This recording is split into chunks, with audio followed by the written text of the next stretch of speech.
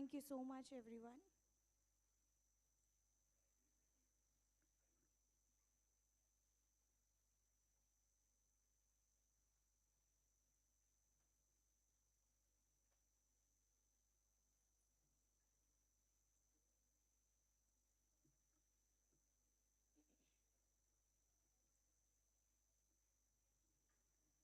Moving ahead, I'd like to invite Professor Anurag Mehta, Principal, Pacific Institute of Business Studies, to please welcome our chief guest, Honorable B.P. Sharma, Group President, Pahir University.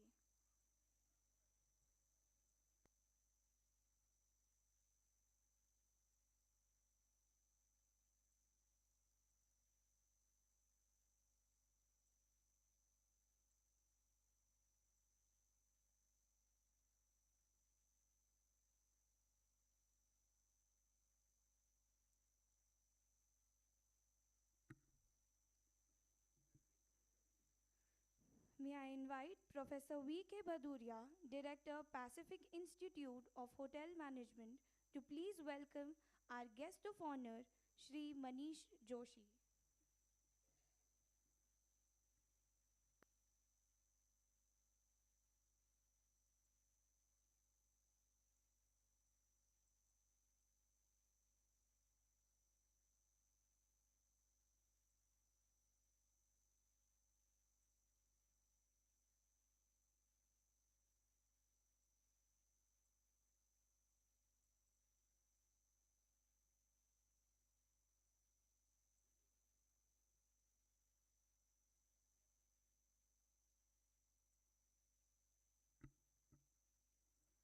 Thank you so much, sir. Further, I'd like to invite Shri Neeraj Srimali, Principal, Pacific Polytechnic College, to please welcome Honorable Professor Krishnakant Dave, President, Pahir University.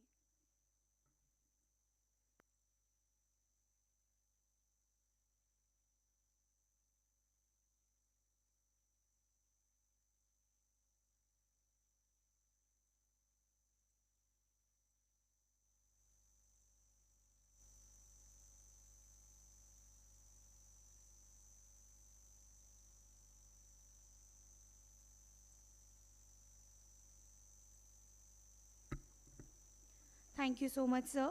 Now I'd like to call upon Dr. Kapilesh Tiwari, Principal, Pacific College of Teachers Education, to please welcome Professor Hemant Kothari, Dean PG Studies, Pahir University.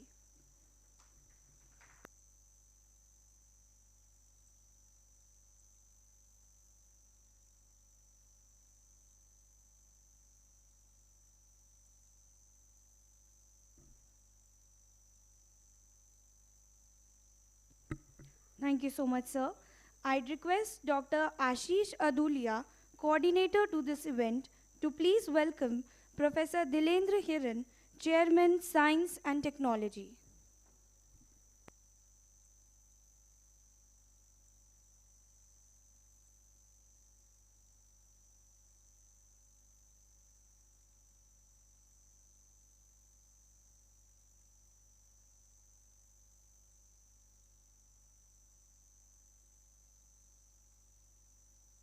Thank you so much, sir.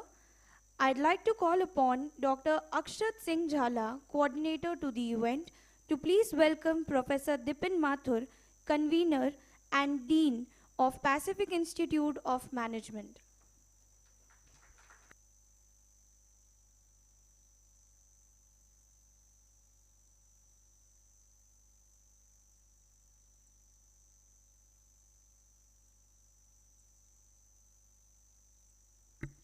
Thank you so much, sir. I'd like to request Dr. Raju Swami, coordinator to the event, to please welcome Mr. Ravish Oja, Senior Manager, SAP Labs.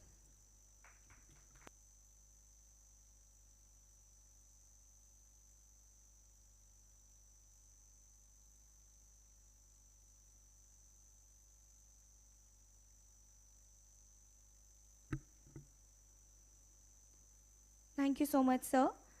Now I'd like to invite Professor Hemant Kothari, Dean PG Studies, for the welcome address.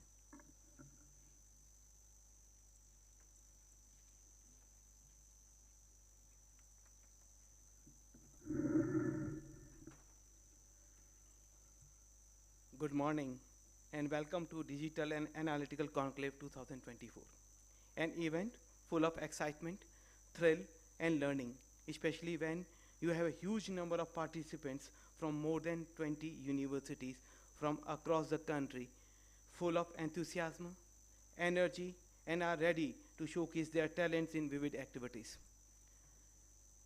Friends, with these words, it's my proud privilege to welcome a person with vision, philauthor of knowledge, Honorable Professor B.P. Sharma ji, Chairperson UNESCO MGEIP, Asia Pacific Region, and Group President of Pacific Group of Education, and Chief Guest of today's inaugural ceremony. I take privilege to extend my warm gratitude to guest of honor Shri Manish Joshi, Senior Manager, Blue Yonder, here in this program, and believe that your presence will definitely motivate participants to think and work in the direction to achieve something big. I also take this privilege to welcome our University President, Honorable Professor K.K. Dave Sahab, Professor Dilendra Hiran, Chairperson, Faculty of Science and Technology, Professor Dipin Mathur, Dean, Faculty of Management. I also extend my warm welcome to all the deans, directors, heads of the institutes, faculty members of Pacific University in this inaugural ceremony. On behalf of organizing committee, I also welcome all the invited guests, officials accompanying various teams, panel discussion experts, judges, and appreciate their support in the successful organization of Digital and Analytical Conclave 2024. In this pursuit, I welcome all the participants who are here to showcase their talent and experience the thrill. It's your presence, dear students, which has made this event a grand success. Friends, before I give pose to my words, I would like to share a brief about Pacific University. Pacific Education Society was established in 1997, and during last 25 years, it has made remarkable achievement in the field of higher education, especially promoting highly affordable education in this tribal region of Udaipur. Today, it has 3 universities in Rajasthan and also has 1 dental college in Ahmedabad, 1 engineering college in Surat. The Pacific University is a multi-faculty university which offers almost all the courses with engineering, dentistry, management, commerce, hotel management, physical education, arts, science, computer science, pharmacy, education, fine arts, fashion design, yoga, fire and safety, polytechnic diploma, etc. Friends, emphasizing the future and type of skills the students would be needing in times to come. In this 4th industrial revolution of digitalization, the university is offering innovative courses in the area of business analytics, data science, artificial intelligence, and machine learning too. We are also continuously holding workshops, expert talks, seminars, and conferences for our students and faculty members so that they get their knowledge upgraded in these emerging technologies. As we know that there is a hot debate that most universities pass out students lack requisite employability skills. But I would like to share with you that most progressive universities like ours have been making earnest efforts to bridge this gap by incorporating innovative teaching learning ecosystem in the campus. In similar lines, I would like to share with you that we have signed MOUs with GHH, Germany, a very renowned MNC in mining, and wherein our students would be provided training by their own trainers, that too in the real environment by GHH. And to build the theoretical concept and knowledge, certain super specialized certificate courses in our curriculum too. Similarly, we have MOU with National Stock Exchange for financial markets, ACCA UK, ACM USA, upgrade for AI and machine learning, business analytics, digital marketing with 100% placement guarantee, and many more such MOUs are there. Similarly, focusing upon overall development of its students, Pacific University also promotes sports activities to a great extent and provides various sports scholarships along with academic scholarships. Last year, more than 500 of our students have participated in the games being organized by Association of Indian Universities, and we have bagged more than 13 medals over there and other tournaments at national level. I feel proud to share with you that this year, one of our students represented India in World Championship. I mean here that he was part of Indian team, adding another feather to the legacy of sports culture in the university. In the current year, till now we have bagged 7 medals in all India games, and one of our students is competing in Khelo India Khelo tournament right now, going in Kohima, Nagaland. Friends, it is delightful to share with you that we have also made remarkable progress and gained good reputation through our quality of publication and research work. The university recently acquired a couple of patents in the field of computer science and pharmacy, and few are in pipelines. And we have also obtained copyrights in the commerce and management area, and in science also, chemistry department. We have constantly endeavored towards promoting quality of research and its publications. We are proud to share with you that our journal PBR is indexed with Web of Science, a world's most authentic source of research publication. Today, university has scholars from across the country, including few international scholars, who are pursuing their doctoral research work in newer and most coming fields, such as hydrogen production, artificial intelligence, organizational architecture in the era of digital platforms, solar energy, quantum dots, efficient and targeted drug delivery, robotics, etc. I here would like also share with you one important invitation that we have recently received. A company called Green Technologies by Professor John C. Warner, and he recently visited to the campus. He is regarded as father of green chemistry across the globe, and he has shown an intent that we should work together for the research work. It's an what we can say, हम क्या कह सकते हैं कि ये बताता है कि हमारी क्वालिटी ऑफ रिसर्च कैसी है, कि फादर ऑफ ग्रीन केमिस्ट्री जिसको कि लोग सोचते हैं कि वो हमारे यहाँ आए, उनका एक एक मिनट बहुत इंपॉर्टेंट होता है, और वो हमारे यहाँ आए समय निकाल के, यही बहुत बड़ी बात थी. और after looking our research work, he has sent an invitation to us to have a joint or collaborative research, and this is how we can say our research work is going on. And not taking much of your time, with these words, on behalf of university management, I once again welcome you all and hope you will have a great time here. Jai Hind, Jai Bharat.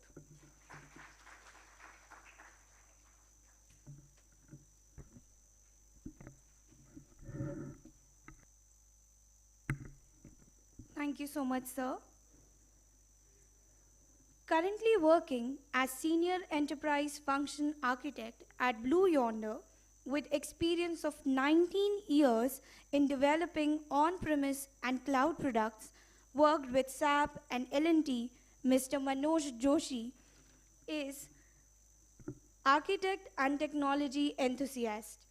He holds patents on model-based service adaptation and has developed products in areas related to architecture, cloud, programming, DevOps, mobility, and user interfaces. With your huge round of applause, may I please request our Chief Guest of Honor, Mr. Manish Joshi, for his address.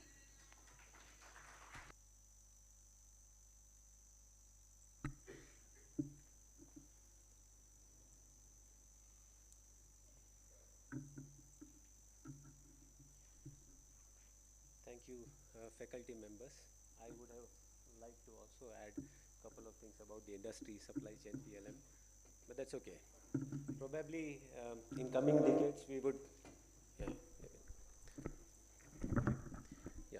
probably in coming decades we would have a digital assistant announcing this instead of humans, but that's for future. Good morning, everyone. While I was preparing for this session, and I have my cards scattered all around, I had this interesting thought: what if there was an app that could project all my content right in front of my eyes in these glasses here, or a camera that could have evaluated every one of your facial expression, your body language, or even every wrinkle on your face to, predict if you are with me on the journey, or I should have some interesting deviations in my talk to cater to this. Or while we are at it, why not generative AI compose a original joke, right? Original, by the way. But see, that seems like a distant dream, right? But maybe over the course of 2 days, we will figure out it is not so distant anymore. And we have all the pieces that would soon make this real. Good morning, everyone, to this celebration of learning. And thank you, faculty members, to burn their midnight oil to get to this stage. What was supposed to be a small session or two has grown into such an interesting organization. Well, we are living in extraordinary times. Times where the confluence of technologies are blurring the lines between humans and machines, right? And ushering us in the era of man, next era of, not the era, but the next era of man-machine collaboration, right? We are living in times where we are seeing extraordinary technologies, say in the bucket of democratized AI, which means now AI is not just a research laboratory's dream, not a big pocket organization's initiative, but as a tool that every one of us could prototype, use, and build applications that could improve the quality of life of all 7 billion people on this earth.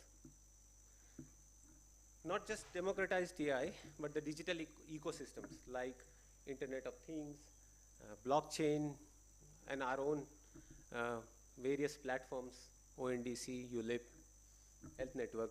I can go on and on about these things. Or even, for that matter, DIY, do-it-yourself biohacks, say wearables, smart fabrics, or even those biochips that could take your brain signal and do something.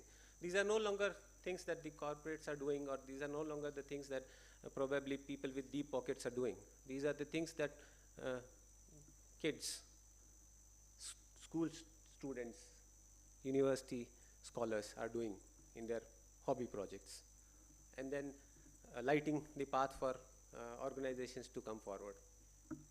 We are talking about ubiquitous computing that was once upon a time expectation of high infrastructure. So we heard about quantum computing a little bit in Hemant sir's address.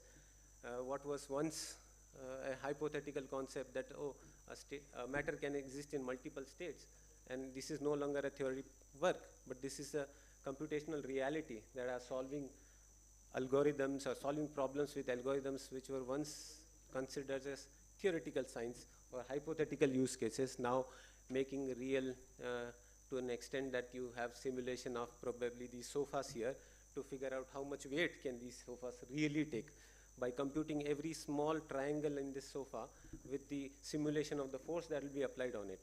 And no longer the classical computers which were not capable of doing this computation in real time. We have now quantum computers together analyzing all of this in one shot with the quantum computing. And where are these concepts coming from? They are not coming from corporates. They are coming from fundamental research in universities. When we were planning for this event, and I think it was when an interesting idea in somebody's mind a couple of months back, we had not, and I had actually not hoped to get to this state, but the idea in our mind was back then, how do we prepare leaders of tomorrow, right? So as General Manekshaw once said, how do you make leaders? So leaders are built from two raw materials, discipline and professional knowledge.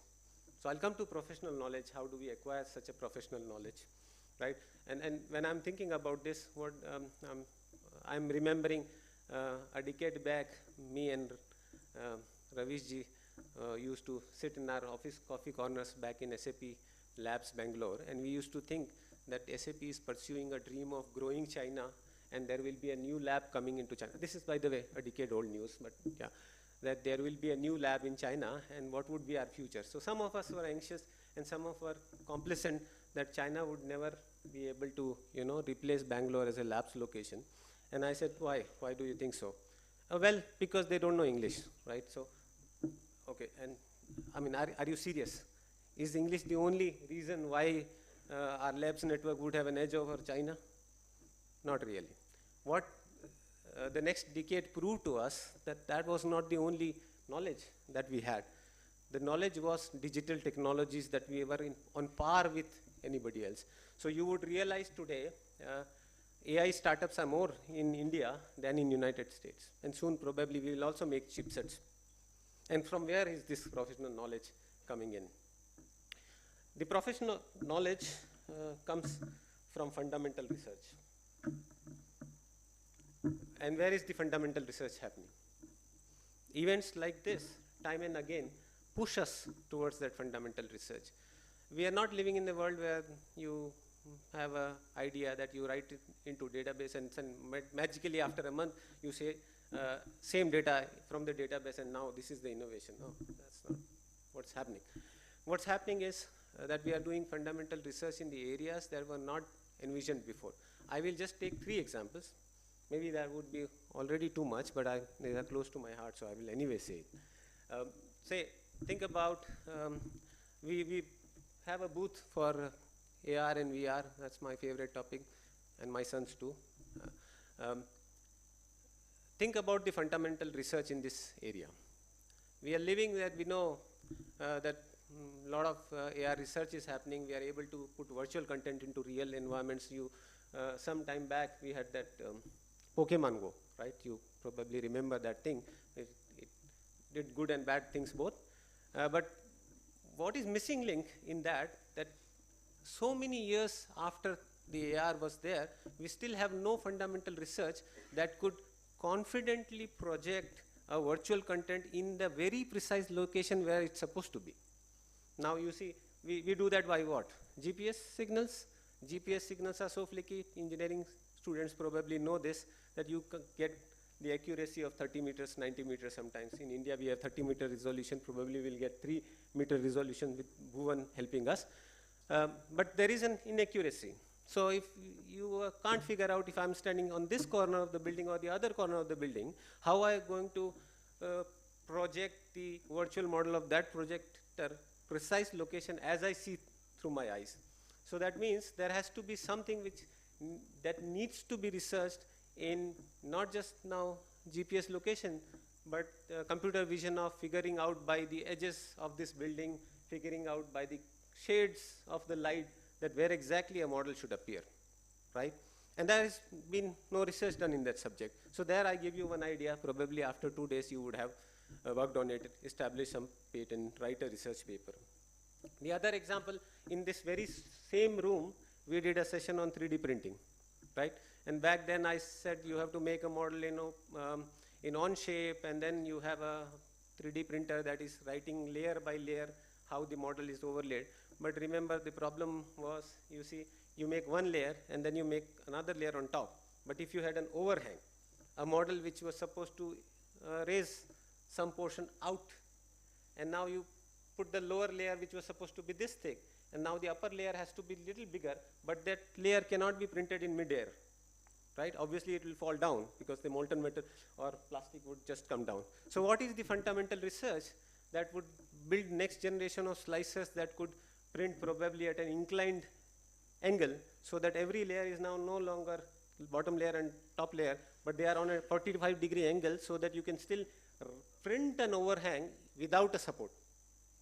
Again, fundamental research in that area. Or vehicle routing problems that could leverage natively quantum algorithms to optimize. If a truck driver took a wrong turn, then what would be the next sequence of stops that he or she must take to ensure the efficient delivery of products.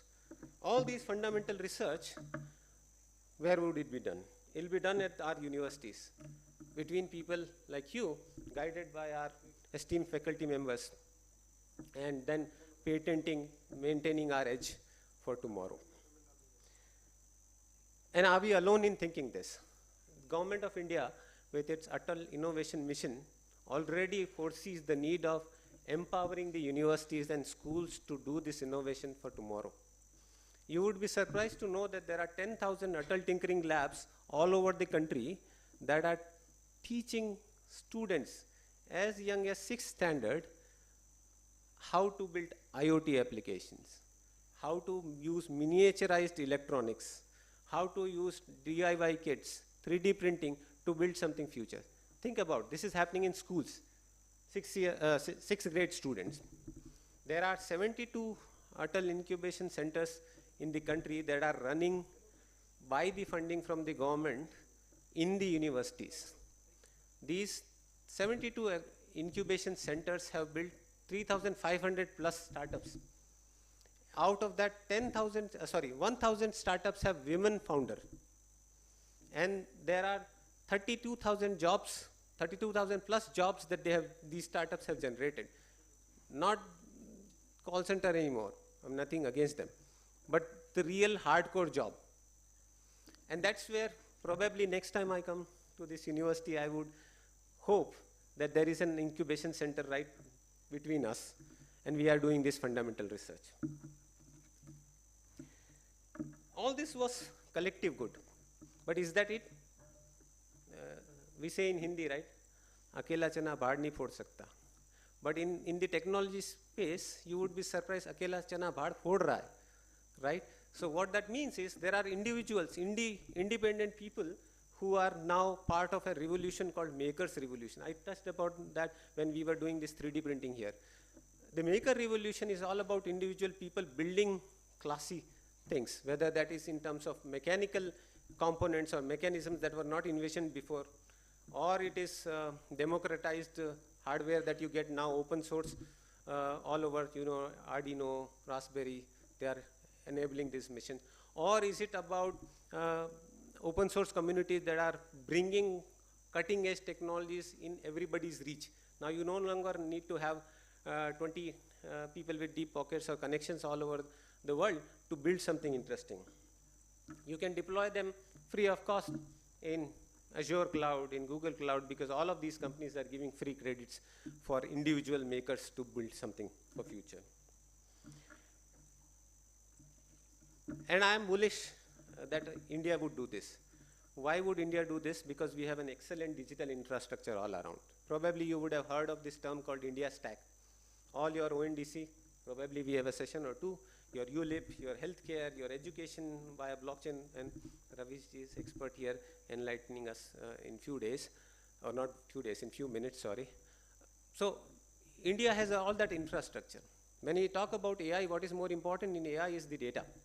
So we have 1.4, I have not kept the last count, but 1.4 billion people generating that much data. And that data is training people in emotions, training people in physical strengths, training people in the DNA sequences and all that. So I'm bullish because these 1.4 billion on the behalf of the earth would do extraordinary things in future. I mean, I can go on and on about it, but I have exhausted my chits, right? I hope that AI app becomes real soon, so I don't have to look at my chits.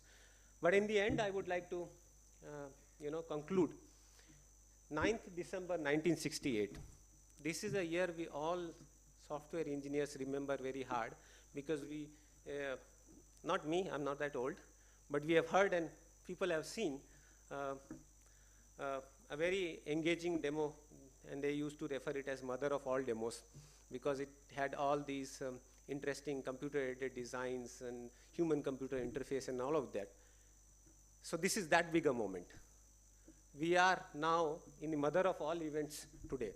So I want you to have curiosity of a kid and utilize these 2 days to the fullest extent because we are living in that bigger moment today. Thank you.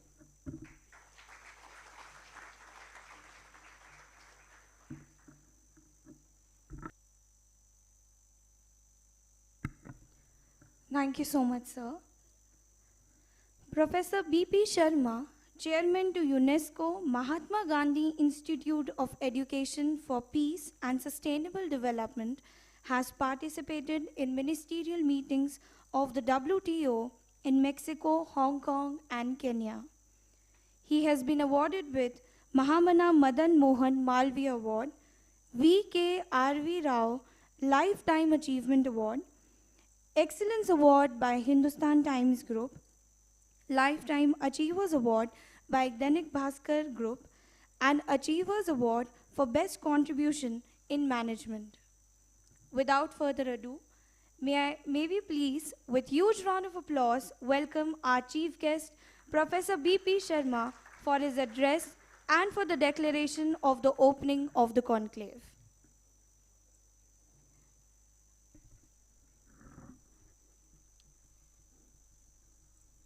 Honorable President of the Pacific Academy of Higher Education and Research University, Professor K.K. Dave. Guest of honor, Engineer Manishji Joshi. Convener of this program, and I can say the person who has organized all the events, Professor Hemant Kothari, Dean Postgraduate Studies, coordinators, Professor Dilendra Hiran, Professor Dipin Mathur, all the heads of institutes, deans, directors, head of departments, faculty members, team managers, student participants, and dear students. I think the digital revolution is going to revolutionize the world which we cannot envision today. When I was a child, dialing phones was unimaginable. If you have to make a call, you'll pick up the receiver, the bell shall ring in the telephone exchange, and you will ask, connect me to number 48, phone number owner 48, and the operator there used to connect in the post office box two leads he or she would put, and the phone would be connected to the receiver. And when the dialing facility was developed and one could dial a number from his own home, it was a revolution. Again, for long distance dialing, it was not possible for you to call a person stationed in Jaipur or in Delhi. Every time you had to book a call in the telephone exchange, and it used to take 2 to 3 hours, or even sometimes it used to take 2 to 3 days just to have a telephone call connected to Delhi or to Jaipur or to Bombay. And then came the STD dialing facility. Then we have seen STD PCOs all across the street. And now today we have the mobile phones. You can dial anybody, anywhere on this planet. And now with the smartphones, you can do a lot. And now with the unfolding of the 5G technologies, what you would be able to do, you cannot imagine today. Say today if I am driving my car and I have to wait for 5 minutes at the red light signal. Now 5G would be enable my car in such a way, it would have interconnectivity that when there would be a green signal and when there would be a red signal, and the speed of my car would be adjusted automatically, so I'll not have to wait on the circle for the red light.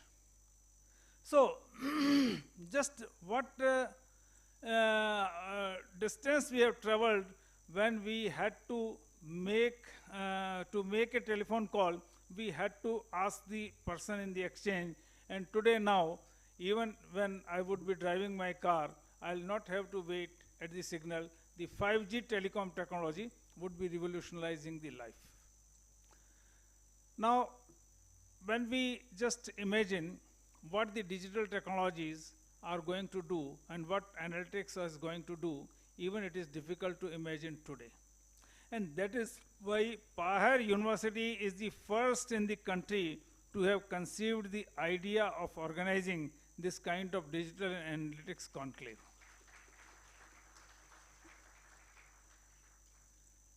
And the purpose is to early warn the students to take a call that now this is the time for to acquaint with the emerging digital technologies. Even nowadays, when we are moving towards 5G and quantum computing and artificial intelligence and generative AI, what can be done that if languages are being developed from brain to audible speech? What a person is thinking in his brain, this can be interpreted by interpreting the electrical impulses that have been taking place in the brain. Then it is being analyzed by the big data analysis, and then it is being converted into a speech that a person wants to drink water or person wants to move out. As Manishji was saying that there would be devices on the basis of which one speaker would be able to judge the facial expressions, whether the listeners are liking the speaker or not, what are the facial expressions on their face, how are they feeling, and even a time may come when even the electrical impulses being generated in the brain would also be possible to be read. And therefore, all those countries which would be taking an early cue would be ahead. As yesterday also in the press conference I was talking, that in the year 1820, the difference between the richest country and poorest country in the per capita income was only 1:3. 1820 में सबसे अमीर देश और सबसे गरीब देश की per capita income में केवल 1:3 का ही अंतर था, सबसे गरीब देश और सबसे अमीर देश. Today there is a difference of 400. Why? It is by virtue of technology. And now the digital technologies are going to create these differences more sharper. Only those countries on this planet would thrive and would flourish which would be ahead in digital technologies, in artificial intelligence. Our Dean of Agriculture is sitting here. Some time back he has organized a webinar on what the AI can do in the field of agriculture. Now when a farmer has sown his crop, what was the soil test report? How the temperature and humidity had changed across the crop period? What nutrients has he or she added? And therefore now when his or her crop would ripen and what would be the yield? किसान ने किस दिन फसल बोई, उसकी soil test की report क्या थी, रोज टेम्परेचर और ह्यूमिडिटी में कैसे चेंज आए, और अब उसकी फसल कब पकेगी और कितना यील्ड होगा, if it can be predicted by artificial intelligence, I think the person would be taking the best advantage of his farming activity. Similarly, whether a person is likely to have a cardiac disease or not, whether a person is likely to have cancer or not, the genomics and genomic engineering and nutrigenetics can predict, nutrigenomics can predict how a particular diet would affect one's health. So today, all these digital technologies are going to revolutionize the diagnosis, drug molecule designing, even in homeland security, even in defense, everywhere. Now I think wherever automated drones can go, you need not send a pilot-driven aircraft in the enemy area. So, in the times to come, digital technologies would matter much in every field, whether it is agriculture, whether it is defense, whether it is diagnostics, whether it is therapeutics, everywhere it would play its role. Now we are having robotic operation devices where you can do operations from remote places. So all these data sciences and digital technologies, they are going to revolutionize all our life. But only those countries would take the advantage of all these developments and innovations which would be ahead in developing technology and which would be taking the first movers advantage in the field of every technology. And therefore, Pahar University has taken this initiative that we should organize an event, and we are not confined to sensitizing people within PAHER. 2 years back when we started MBA Analytics, the basic purpose was to give an early caution to the students that now this is the time that instead of doing normal MBA, one should go for MBA Analytics. Likewise, next year we would be starting MSc Data Sciences. So this is the time, and we also thought that across the country, every student should get sensitized, and therefore we are organizing almost 13 types of events or contests in this event. And this will sensitize the students, those students who have been participating in the hackathon. Hackathon is started early morning at 8 a.m. and the students are engaged in that. We'll be having ideathon, we would be having project contests. So all these contests would be sensitizing the students that what digital technologies can do and how can we make best use of emerging digital technologies. So the basic purpose of this event is to prepare the country to take an early call of digital technologies as well as analytics capabilities, and by virtue of that, we would be making rapid strides in the field of digital technologies as well as in analytics. Likewise, in medical sciences also, we have been conducting a seminar on nutrigenetics and nutrigenomics.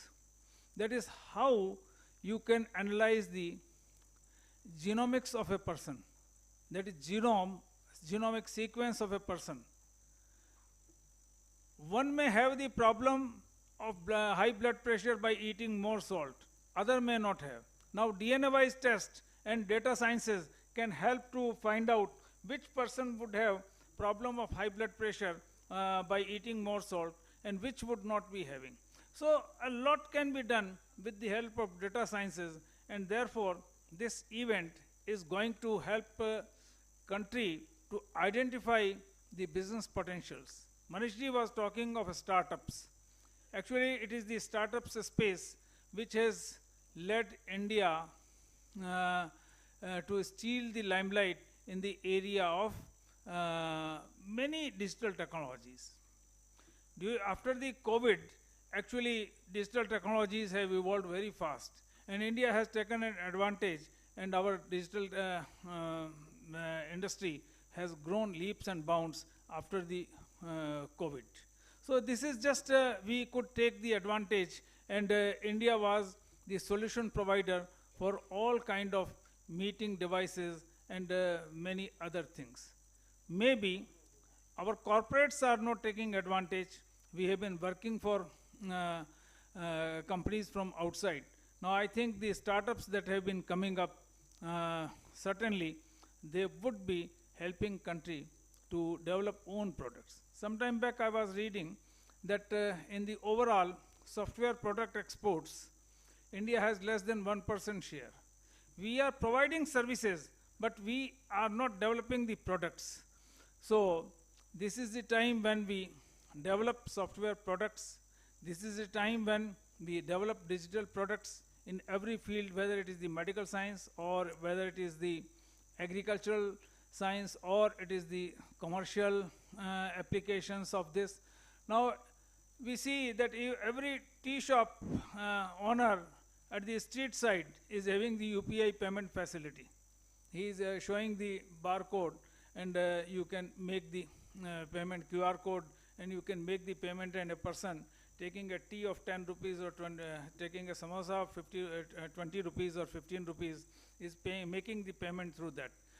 No country in the world is having that kind of revolutionary payment gateway which we could develop, and this UPI has done a revolution. Even the France is also using the UPI payment gateway. So if we would take the first initiative, then only we would be able to take the advantage of that. So like in UPI payments, we have done the revolution. Likewise, we have launched the central bank digital currency. Even US could not launch. Central bank या reserve bank की issued digital currency अभी America भी नहीं issue कर पाया है, हमने issue कर ली है. सो in the time to come, blockchain is going to, we are seeing cryptocurrency now, digital currency would also play a role. After some time, nobody would be having any currency, just it would be the digital currency that would be used by everyone. So those countries who would be developing all these new technologies, they would take the advantage, and otherwise all those countries, for example, sometime back I was saying that now fossil fuel would be phased out. Petroleum products की जरूरत नहीं रहेगी. So today we see all the Gulf countries are overflushed with money, but maybe after a decade they would be stripped of any money, because after that we would be moving towards the electric vehicles, and everything would be based upon electricity, solar power, and therefore in the time to come, countries like India, which would be having advances in the field of digital technologies, we would be providing solution for all kind of problems across the world. And countries which are blessed with natural resources like fossil fuels, petroleum products, coal, etc., they would be nowhere, because in the time to come, all these fossil fuels would be phased out. Sometime back I was saying that last year our IT exports were more than of $245 billion. It was more than the total petroleum exports of Saudi Arab. So this is the time when all conventional products would be phased out, and we would be having all these latest digital products. Very soon we would be having automated cars. Car चलाने की ज़रूरत नहीं रहेगी. You will need no driver. And car would be automatic. Machine learning based predictive analysis and electronic eye based connected with machine learning based predictive analysis can see all across the 360 degree up to a distance of 250 meter, and it can drive a car very efficiently. एक इंसान जिस efficiency के साथ जितनी सावधानी से car चलाता है, उससे ज़्यादा सावधानी से machine learning based predictive analysis से कार चलेगी. And then why somebody would buy a car? If BP Sharma will get out of the Pahar University, and there would be some company may put 5,000 cars in Udaipur, 50,000 cars in Delhi, 50,000 cars in Bombay. So an automated car would come at a click of my phone, and I'll board the car and I will drop the car.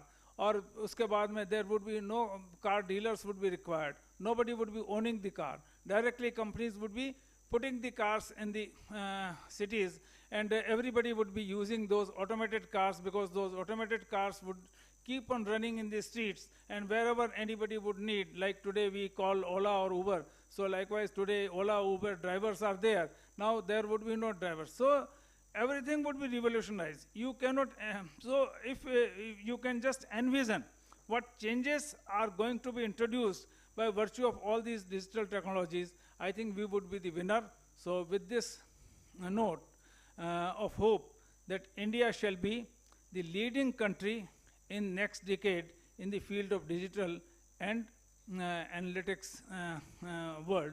So with this, I convey my best compliments to all the contestants, that everybody would display best of his or her skill in various 13 events, whether it is hackathon or it is ideathon or it is the project contest or it is any other contest, it is debate. So I convey my best compliments to every one of you, and I also convey my thanks in advance to all those contestants who have come to participate in the events. Thank you.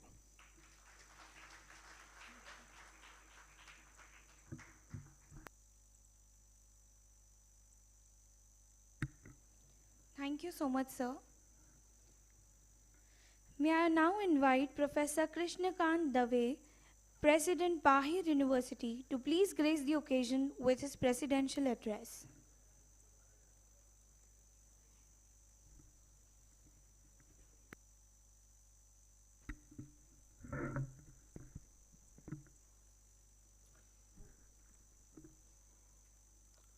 Respected Honorable Professor BP Sharma sir,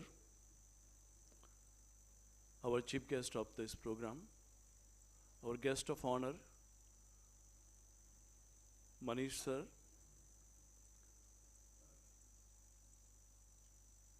convener and Dean, PG Studies, Professor Hemant Kothari, sir, Professor Dilendra Hiran, sir, Professor Dipin Mathur, sir, another guest, Ravish Kumar, sir, Dean Directors, Head of Institute, HODs, faculty members, dear students and participants, delegates from various parts of the country. A very warm welcome and my greetings to everyone. Like in last 45 minutes, I am listening to Manish sir, Hemant sir, and Professor B.P. Sharma sir. And really, I was feeling at that time that, every word of them is hammering on my brain that, yes, you have to prepare for something new in the university. And this indication shows that, yes, we have not to stop here, but we have to work hard for the research part. And Manish sir rightly said that fundamental research comes from the university. And I assure you that, sir, we have started. It is a teeny, thought process generated from our respected Professor B.P. Sharma sir, that why should not we have a digital conclave. But today you will find many events. It is like rightly said by Manish sir that 8th December 1968 is known for the event for the computers, and 23rd February 2024 will be known for Day of Events in Pacific University. And I must appreciate the efforts put in by all committee members, coordinators, because this kind of event where we cannot presume, we cannot assume even though that what kind of contest, what kind of, competitions we can envisage in these 2 days. And it is all from Manish sir that why should not we introduce booth, why should not we introduce, this Internet of Things to every student so that, they can understand very well, they can think about it, and then they can come out with some solutions.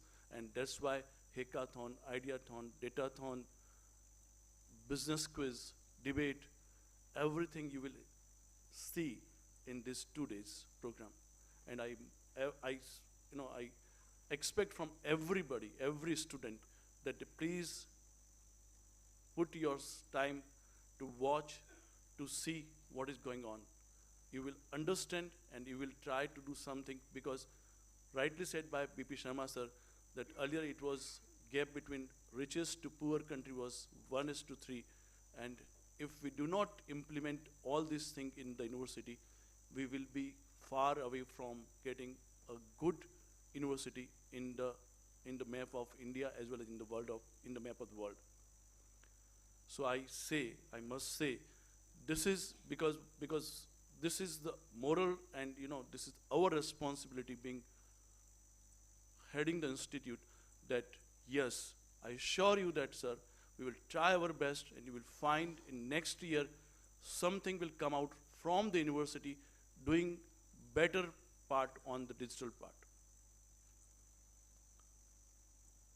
I just want to convey that we have started last year by signing MOU with NASCOM, where every student was asked to enroll in NASCOM digital platform, and they will get certificate of digital 108 program.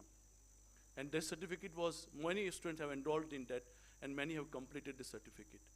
Now I request everybody that do this one also, because in this way we can proceed further.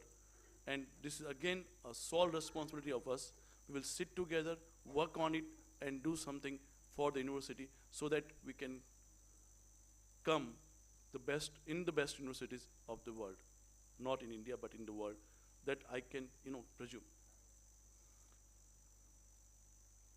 We have started a lot of course, and MBA Business Analytics, BTech in Artificial Intelligence and Machine Learning, Robotics, BBA in Digital Marketing, these are somehow course we have started, but a long ways to go. And we will determine that whatever the technological advancement is coming in the world, we will try to match, we will try to get it in our university so that every student get the benefit, though they may in tribal region or they may be in a Cosmo region, it does not make any difference. I will not take much more time because next program Ravi sir is there, and he will give you a lot of ideas about what is the functionality of blockchain. And once again, I would like to welcome every participant here. Please enjoy these 2 days. Put your 100%, and rest of things is, like we can see, and in the end of valedictory session, where we will awarding every student, where we will awarding participation certificate to everyone, and that would be a great honor for all of us. Thank you so much once again. Thank you so much.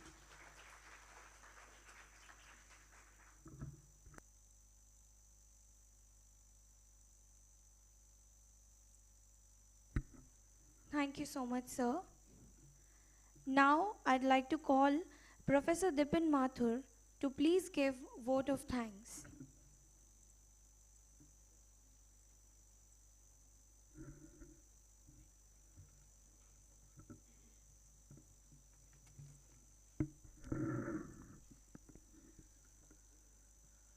Warm greetings to honorable members on the dais, respected Professor B.P. Sharma sir, Mr. Manish Joshi sir, Professor K.K. Dave sahab, Professor Hemant Kothari, Professor Dilendra Hiran, esteemed deans and directors and HOIs of the constituent colleges of the university, faculty members and galaxy of students. I have been given a Herculean task of putting my vote of thanks to all of you. After having deliberations in the form of speeches, your mind has started churning that what best you can do in the era or into the field of IT or advancement into the technologies. So I'm breaking your thoughts for a moment, for a while.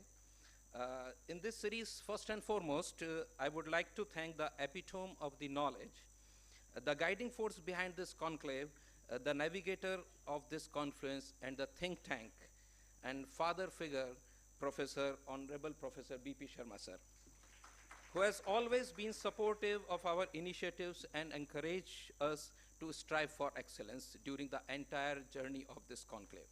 Sir, your valuable guidance and insights made us energetic and enthusiastic to strive for the betterment in every task we pursue towards making this conclave a super success. Thank you very much, sir, for being with us. Thank you. And my sincere thanks to today's guest of honor, Mr. Manish Joshi, sir, who has became the torchbearer for all of us and propelled the idea of doing this analytic conclave with an ideology of taking this university to the next level. Your intellectual contribution and guidance to our students is truly appreciated, and we promise you, sir, the journey which you have begun will go till miles, and our students are now committed to work into the era of technology also, be they are from the management side or whatever engineering side they all are ready to work into the technological upgradation. Thank you very much, sir, for being with us. It would be my earnest duty to thank and acknowledge my indebtedness to our honorable president, Professor K.K. Dave sir. He is the man of simplicity but a vigor, who is committed to take this university to even greater heights. Every time whenever I see him, the ideas which has been given by the expert, he takes them and acknowledges them, and every time he is ready to accept those ideas for the upbringing of the university. Thank you very much, sir, for your support and motivation. Thank you, sir. Now it's time to talk about the backbone of this event. The words of gratitude would not be sufficient for him. He is none other than Professor Hemant Kothari, Dean PG Studies, the man with vision, vigor, and concern. He stood by us during the entire event and made things simplified for us whenever we faced difficult situations. Sir, your friendly and frankly advices has helped us all in making this well-designed event. Thank you, sir. Next in line is the lifeblood of this event, Professor Dilendra Hiran. Like a blood, he gave life to this event. He kept on reaching everywhere without pausing to give the event this great shape. His concern to make the event successful has truly helped us all to stay enthusiastic at every step of this conclave. His foresightedness and vision is truly commendable. Thank you, sir, for being with me in the entire project. My words of gratitude may fall short for my two younger brothers, Dr. Anurag Mehta and Dr. Neeraj Shrimali, who stood by me in every walk of this conclave to make it moving. Thank you, sirs. My affection, appreciation, and acknowledgement to both of you. I will fail in my duty if I do not acknowledge the unwavering efforts of the foundation pillar of this event, without whose support and energy we can't even think of floating this event. They are none other than the coordinators of this event, Dr. Manoj Joshi, Dr. Ashish Adolia, Dr. Akshat Jhala, Dr. Divya Shekhawat, and Dr. Raju Swami. Your timely, enthusiastic, and energetic support has made us stand in this position where we are inaugurating this event. Thank you all. The university is sincerely grateful to Mr. Ravish Oja sir, who has came all the way from Bengaluru to Udaipur to take a special lecture on blockchain.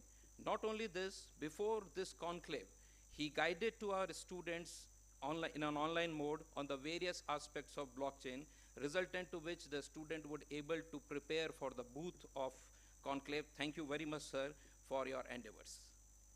It would be unjust on my part if I fail to keep on record the sincere thanks to our knowledge partner, Lab.Computer, who has provided us with the online platform for the hackathon. The event which is going on right now has been supported entirely by Lab.Computer. I thank in advance to all the faculty coordinators who are coordinating the various events of this conclave. Your push and pull strategy has helped us to gain this remarkable participation, and now we are hopeful for the successful completion of the various events organized under your able leadership. All the best to all of you. It would be an injustice if I failed to acknowledge the efforts of all the supporting staff for their selfless support to make this event a grand success. So most importantly, my greatest appreciation for the students, the trailblazers, young and dashing participants who have proved again that together we can and we will make an impact, and believe me, your efforts and contributions to organize this conclave has been mighty impactful. My sincere gratitude towards the dean, director, principals, and head of the institutions of the various institutes who have sent their students to participate in this conclave. Along with this, my sincere thanks to the participants who have shown their interest, enthusiasm, and energy to participate in various events. I wish all the best to all the participants. Thank you very much. Jai Hind.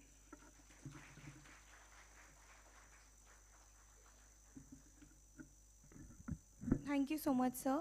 And thank you to all the dignitaries for making us and being a part of the celebration of learning. Thank you so much to all the dignitaries on and off the dais for sparing their valuable and precious time for us.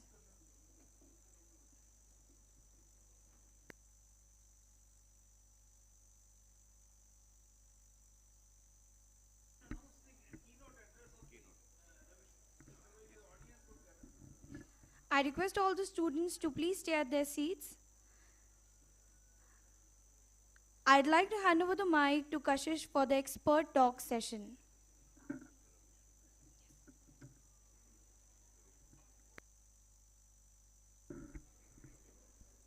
So we are moving from the stage. Audience should be here because Mr. Ravish would be delivering his talk on keynote address on blockchain. What miracles can blockchain do? So all to be here. So we are just moving so that the PowerPoint presentation can be displayed.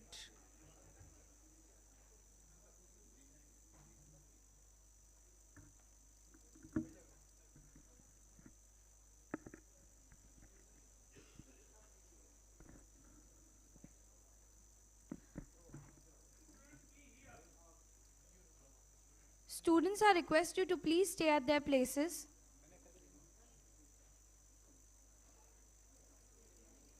May I request Kashish to please carry on?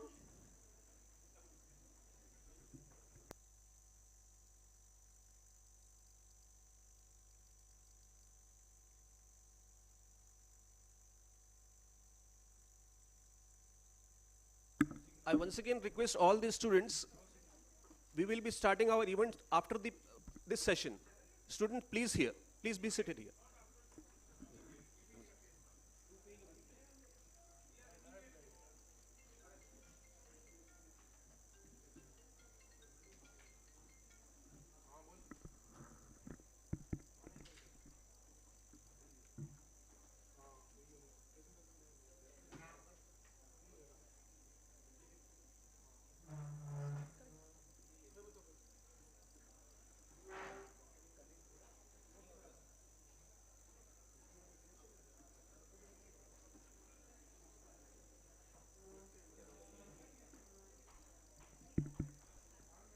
Those who are sitting back, please come front. Please come forward.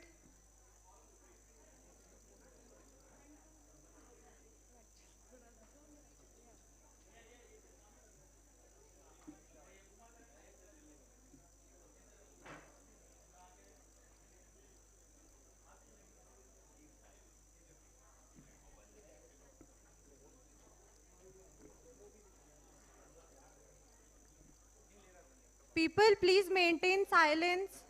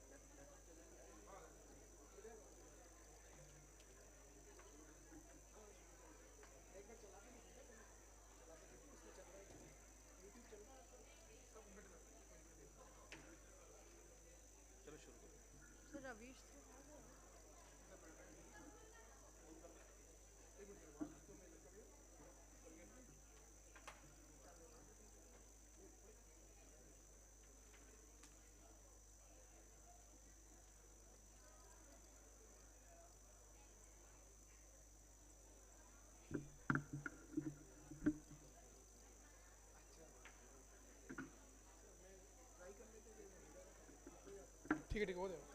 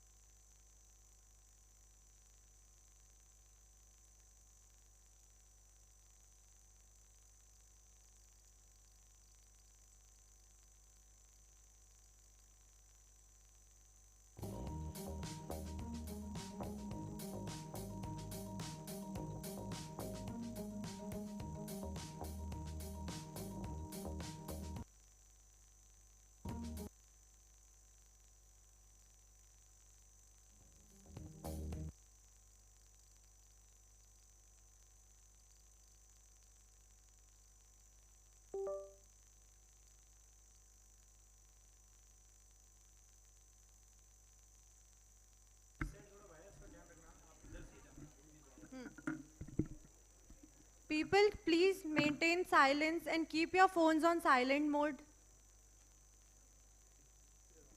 Now, it's the time for our expert talk. In the past, we have already completed our 4 expert talks. First on 6th and 7th February with one of our expert, Mr. Himanshu Kumar sir, on the topic Industrial Automation and Advanced Controller.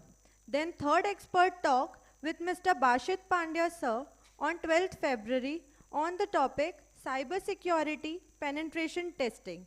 And fourth expert talk on 17th February with Mr. Manan Shastri sir on topic Social Media and Web Analytics. And today, our fifth expert talk with Mr. Ravish Kumar Ojha sir on the topic Blockchain.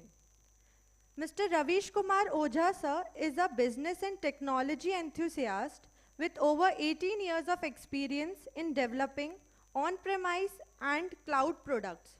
His expertise spans various domains including cybersecurity, project management, supply chain management, and product management. He holds B.Tech degree in computer engineering from Kurukshetra University, PGD BA in marketing from Symbiosis, currently serving as a product security specialist at SAP Labs, having worked with Deloitte, Accenture, and Infosys. He has contributed as a trainer, speaker, and innovator. He has published 3 research papers at IEEE and filed 2 patents, which has developed products in areas related to manufacturing, automotive, and logistics sectors. He has built solutions that bridge the gap between traditional enterprise systems and emerging technologies.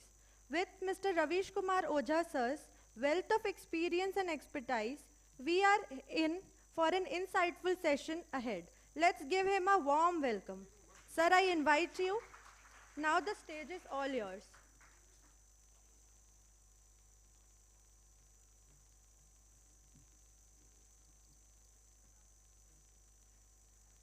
Thank you, dignitaries, for the warm welcome. So I am delighted to be here present in front of the university, students, and the prestigious university to invite me to deliver a lecture on new technology to inspire students to awaken to the world of new technologies to develop some innovative solutions. So I request only one thing from you now is to give me 1 hour of your time, and I won't take much beyond that. So that's my only request from you, to give me 60 minutes of your valuable time, and I will ensure you that after this 60 minutes, you will be confident on what this technology is and what can it do. Yeah. So this is the expectation from me. With this, I will play a quick video on what this technology can do, and then we will take a deep dive into the topic. Are you all with me? Yes or no? Okay, that's good. It could have been better. Maybe I expect a bigger response. Yeah. Are you all with me? Yeah. Very nice. Thank you.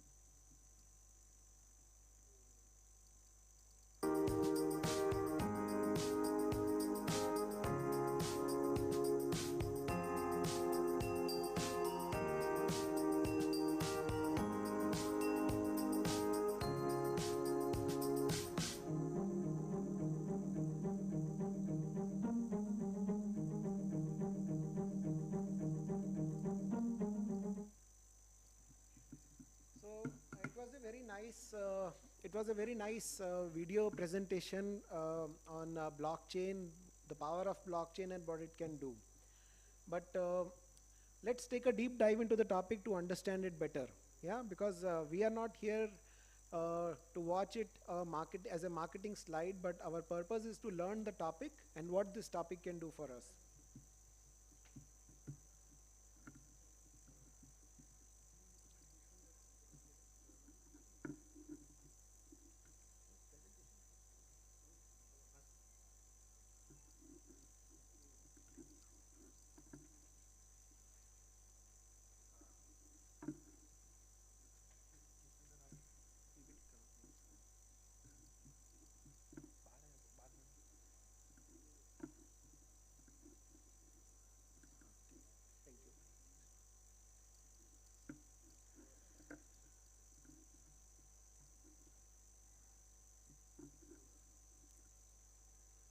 Yeah, so let's start with the topic now.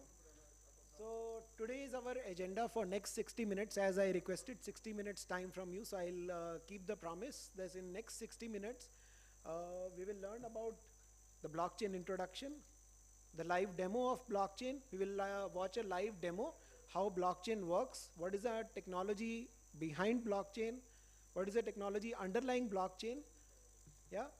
And then we will take a deep dive into how to find use cases that can work with blockchain.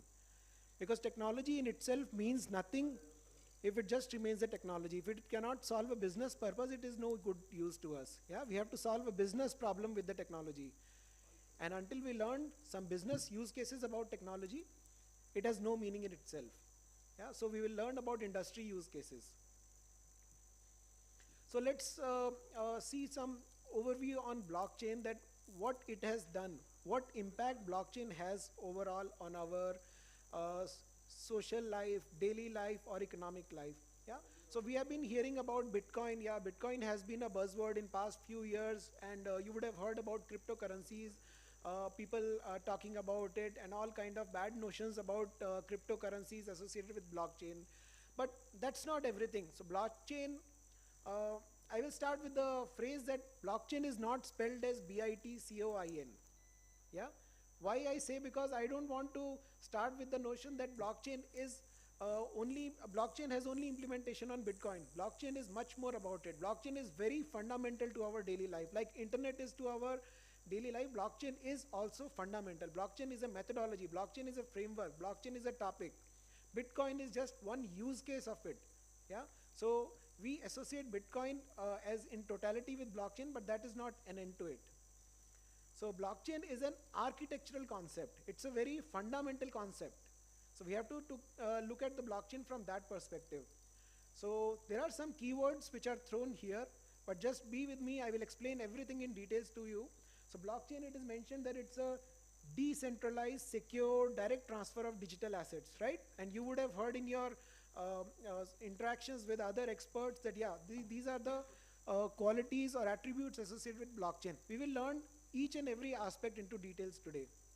And another aspect that is very commonly known about blockchain is it's a distributed ledger. It's a consensus-based replication of data into multiple sites.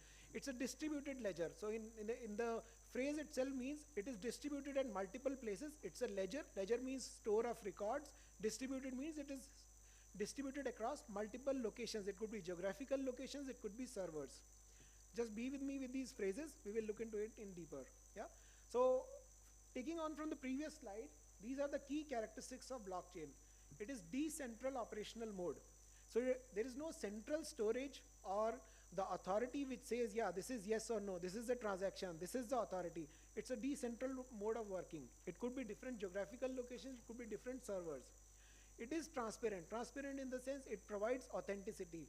It provides what is going in, what is going out, what is right or what is wrong. Yeah, it is immutable. It does not change over time. That is why it is secure. Yeah, that is why it is considered transparent and secure, because it does not change with time. Now let me talk about the composition of existing technologies. We have read this word in previous slide that it is decentralized peer-to-peer technology. Yeah, we will look at this in live demo. What is peer-to-peer and what is decentralized?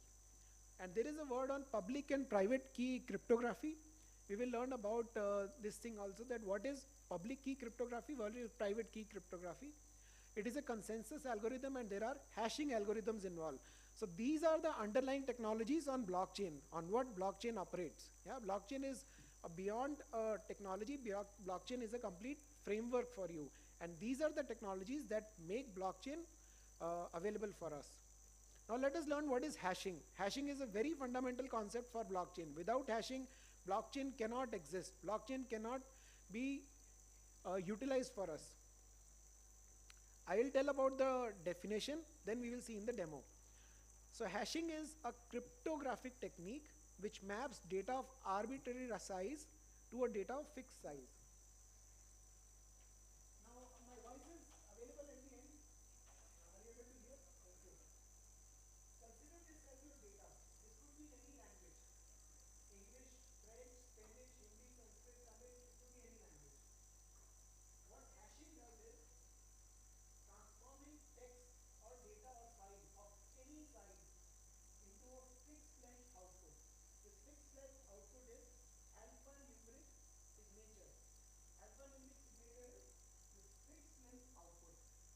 And this is unique to that text. If this is your input, this will be your output. If you are using only a single type of algorithm, this is the output. This is nothing but hashing. So a perfect hash function is what? Which returns unique hash values. That means unique output of fixed length for unique inputs consistently and asymmetrically. Consistently means every time you provide the input, you will get the same output. Yeah? If the input remains the same, output is constant. If we change even a bit of input and feed it into hash function, the resultant hash value would change. Another characteristic of hashing is you cannot get the reverse out of it. It is irreversible. It's a one-way street. Yeah? One-way street in the sense, let me say an example. I went to a beach location in Goa. I took a picture of myself. From my picture you can tell this is Ravish who is visiting the beach location in Goa. But it cannot be the other way around. From looking at me you cannot tell what did I do. So it is like a one-way street. By looking at the picture you can recognize this picture belongs to Ravish at the location in Goa. That's how the blockchain hashing works. Now let's go to the example and understand hashing algorithms, how they work. So here I am opening a freely available website which is a hash generator. So there are multiple algorithms available to you. This is a very commonly used algorithm, message digest. It is MD5. Just remember that it is called MD5. It's an algorithm which will do the hashing for you. Then there are three other algorithms, SHA-1, SHA-256, SHA-512. These are nothing but secure hashing algorithms. So let me enter some text. So what do you see here? Hello Ravish text has been transformed into a hash code. Yeah, let me make it a little bit bigger so that you can see at the end. Is it visible now? Okay, thank you. So for hello Ravish text, the hash code is generated. Let me enter the text again. Do you find the hash code similar? Just notice the end, last 3 or 4 characters. You don't need to remember the entire code by heart. Just remember 3 or 4 characters at the end. The hash code is similar for given similar input. Let me enter a similar, not same but similar input. I change the spelling. What happens to the output? The entire signature, the entire output of hash has changed. That means even a single character change into your input can transform your entire hash into completely different output. This is the beauty of hashing algorithm. Let me enter another text. And this time I will keep the spelling same, but I will change the H into capital H. So small h has become capital. Though the character is same, but the output is again different. This is the beauty of hashing algorithm, that you will not get the same output even if you change the character from uppercase to lowercase or vice versa. Yeah, this is how hashing algorithms work. But can I deduce that what does this mean? If I get hold of this hashing output, can I derive what does it mean, whether it is hello Ravish, whether it is hello Ravish without H, whether it is hello Ravish with capital H? No, I cannot deduce that. This is mathematically impossible. Yeah, this is a one-way street. This is a single benefit of hashing algorithm, what makes it powerful. Why I am showing all these algorithms now? Because if I go to SHA-256, the only difference that I see that the output has become much longer. That means the number of bits have changed in the output, and this makes it much stronger now.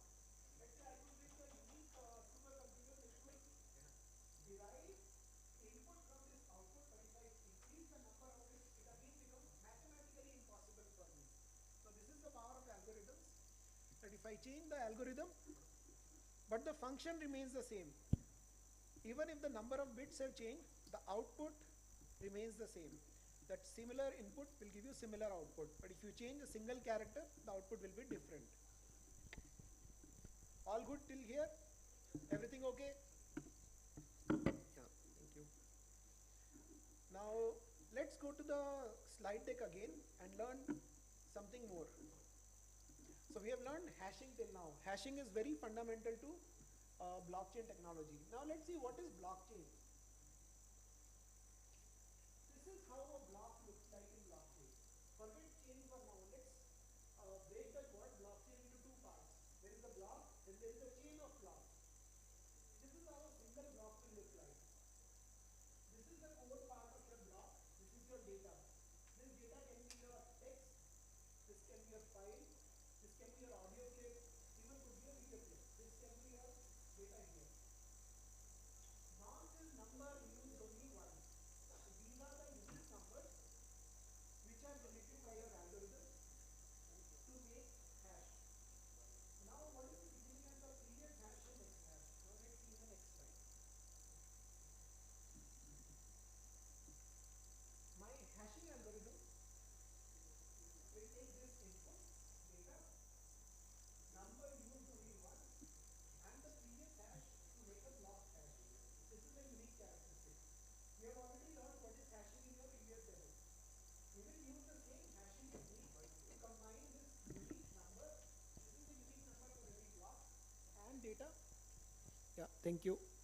So we'll use this number used only once and data and previous hash to make a unique hashing output of this block. This will be assigned to this block and this will be called as block hash. And if we repeat this activity for every kind of block, so I will use this activity, I will do the hashing for data, number used only once, and make it a block hash and use this in the previous hash. So now why this is required? Because the output of this block will be stored here. If any value changes here, you have learned in hashing that if there is any change in the value of data, the entire hash will change, right? If this hash changes, this hash will not match with what I have generated here. So there will be a mismatch. This is how the chain of blocks are built. We will learn this in the next demo. Now time for demo.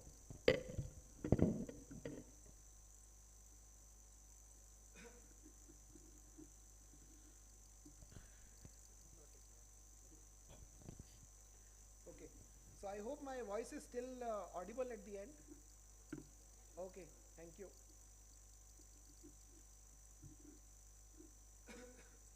So I am using a very openly available public resource to demo the power of blockchain, the functionality of blockchain.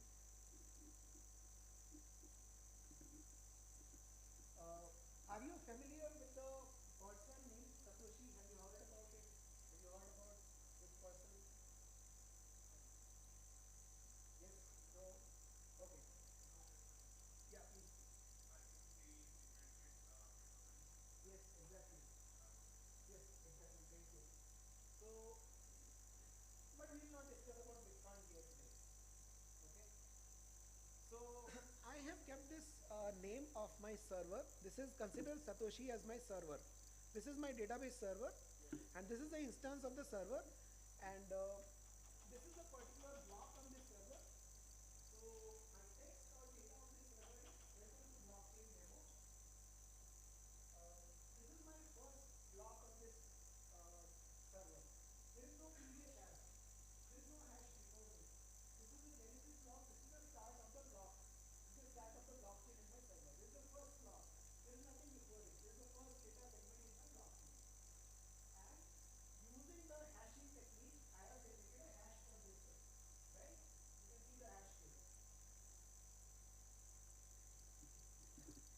me make it little bigger so it is visible. So my text input is welcome to blockchain demo, and I have generated a hash output. And hashing technique I have used as we learnt in the hashing demo. I'm adding a new block to this. I'm writing my details here. So let me write some details. Ravish is attending an event in Udaipur, right? This is my data. I've added a new block. So my previous block ended with something 37CF, correct? And this becomes the previous hash along with this data to generate a new hash. This is my another block. So I have now two blocks in my blockchain. First block is the starting block because there is no previous hash to this block. And now using the hashing technique, I have generated a new hash. And this becomes the previous chain. Now I have tied these two blocks with this previous hash is my connecting block. Okay. So now this becomes my chain. First block, second block. Let me add some more data. We did some check on the data records, and we found out that Ravish is unvaccinated. Yeah, we remember COVID times, right? Vaccination was very important. Vaccination statuses were carried out. You attend a public event in a mall or a university, they ask you, are you vaccinated, yes or no, and you show that, yeah, I'm vaccinated. In airports, the vaccination statuses were checked. So we found out that Ravish is unvaccinated. Okay, we still allow him to attend the event. No problem. We have entered this data segment in the record. So previous hash, what was the previous hash? Something ended with AA90. And this is the input to this previous hash. Previous hash combined with this data can generate a new hash, right? Okay. So Ravish is attending the event. Now he is unhealthy for some reason. He is not keeping well. He has fever, he has some COVID symptoms. We have updated the status in the blockchain. Ravish is unhealthy. Similar technique, previous hash, data makes a new hash. Now, Ravish is unhealthy, but we gave him medicines. Yeah, so that he feels better. So Ravish has taken medicines prescribed by the doctor. He took medicines. This is the status what is updated in the blockchain. And now, what is the final status after taking vaccines? Ravish is healthy now. I am entering the next status. Ravish is healthy.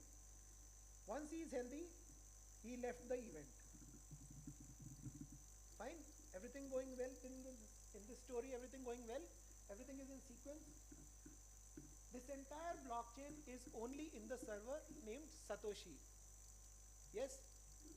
Now let me add some peers to this server. What are my peers? The peers are named Teresa, Joyce, Kelly, Bandwidth. These could be my servers in the same geographical location. These could be my servers in different geographical locations. So these servers are named as this. So now I am going to distribute this entire data segment, whatever I have entered in this block, to these servers.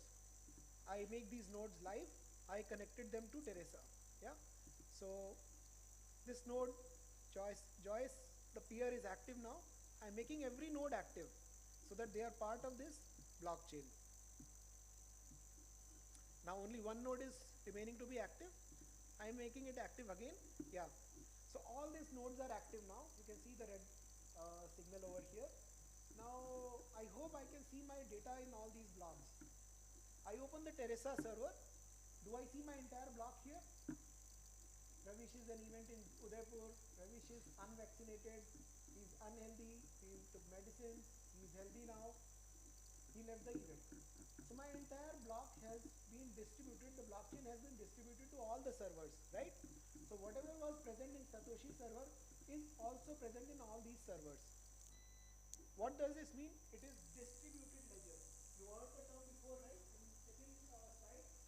This ledger, the record of entries, has become distributed in all the servers.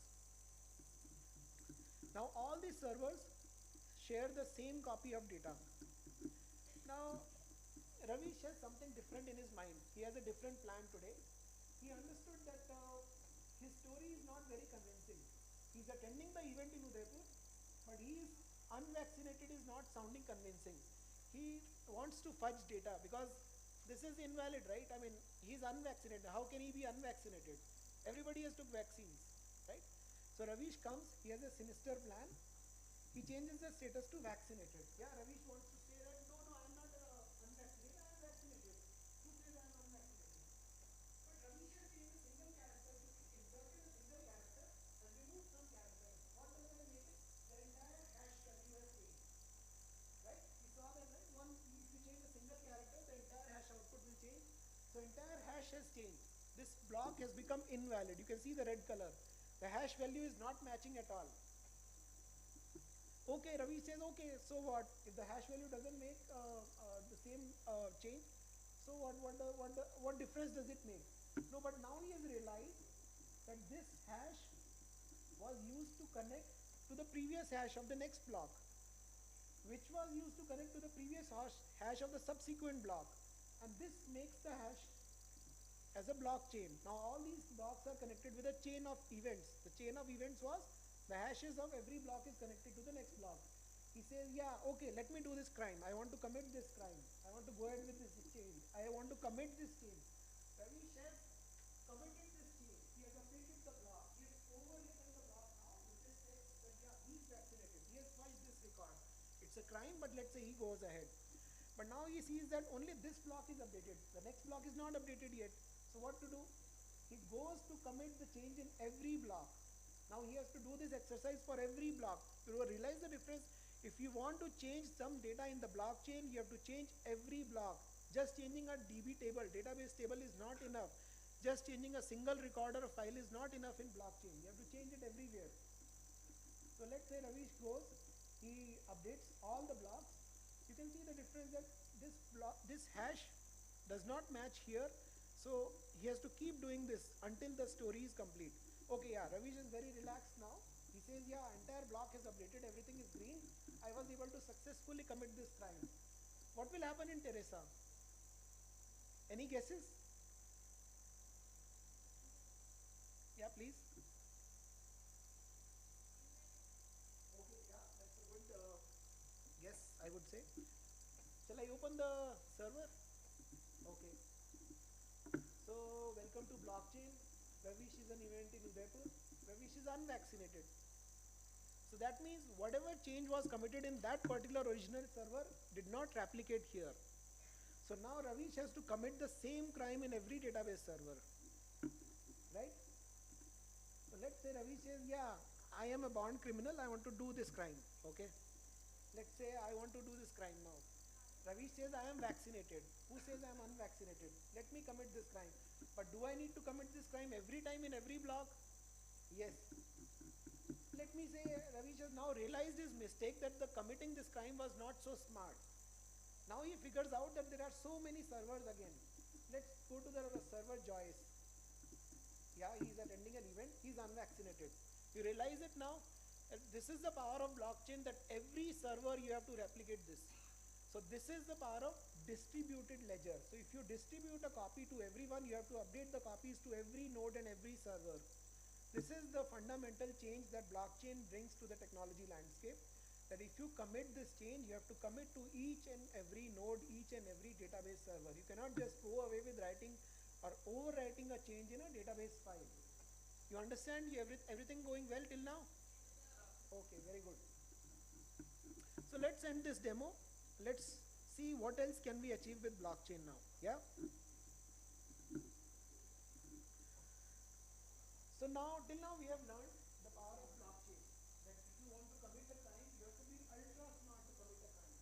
So the previous era of just overwriting a file, yeah, punching a record, or using a link remover, let's say, will not work here. So there are different types of blockchain. There is a public blockchain, there is a consortium blockchain. For us, what is important in public blockchain is the permissionless blockchain. What I was using is a permissionless blockchain. I was able to commit any change to the record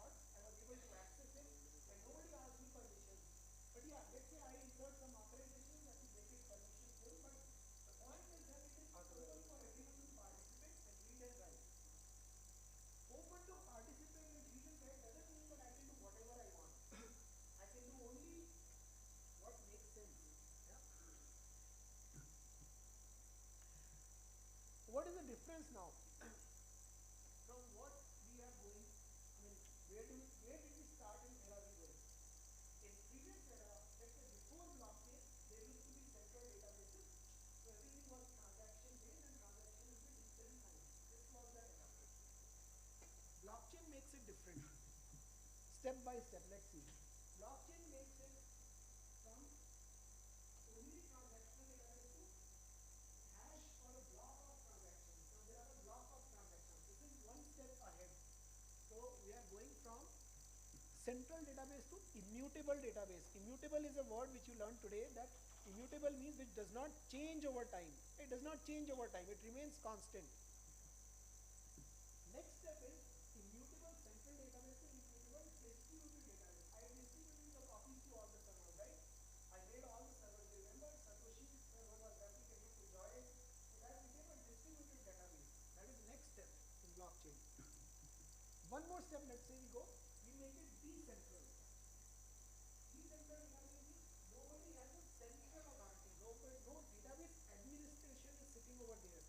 No DBA is sitting over there. If there is a DBA, DBA will have admin rights and DBA will overcommit the changes. But it's a decentral database means nobody is a supreme authority. The copies are with everyone. The copy that Satoshi had in its server is also replicated to 4 other servers, and every server is responsible for themselves. This is the change in paradigm shift. Okay. Now, what are the benefits of this blockchain? We learned what is hashing. We learned what is blockchain. What are the benefits out of this? It's a multi-party collaboration. Yeah, every party owns the copy. Every party keeps the copy, and this is a multi-party collaboration. Next benefit is it's a peer-to-peer network. So there is no central node from which all the servers are connected. Everybody owns the copy from each other. So peer-to-peer network. It brings in transparency and accountability. Or for audit purpose as well, this is good, because if you want to audit the data, let's say I committed the change that Ravish is unvaccinated, and if I am an auditor, if I see one file as Ravish is unvaccinated, I go to another server, I see Ravish is vaccinated. Now I know that there is some fudging of the record. Yeah? And this will reduce the risk in fraud minimization. So this will reduce my risk and fraud will be reduced here. So what are the characteristics what we learned? It's a business network. So companies can use it, governments can use it, banks can use it, in finance, suppliers. I mean, this is a wide variety of fields where I can use this technology now. Yeah? I can use this framework for my government purpose. I want to store the records, I want to distribute the copy so that everyone shares a true copy. Yeah? This is a decentral network. Everyone has a same copy of the data. It's immutable audit log, some shared data. I need not share my every data. I need not share my private data, personal data. I need not share my sensitive data. But whatever I want to share, it can be public data, and that can be a blockchain. And it obviously brings trust and transparency. Let's introduce another term called as smart contracts. This you will hear many times in blockchain, and this concept you should always keep in your mind, that what is a smart contract. I'll explain it to you in a very simple format. It's a contract which gets executed once a transaction achieves a threshold value. Okay, I said some nice definition, but let's transform it to some real business value. I purchase a property.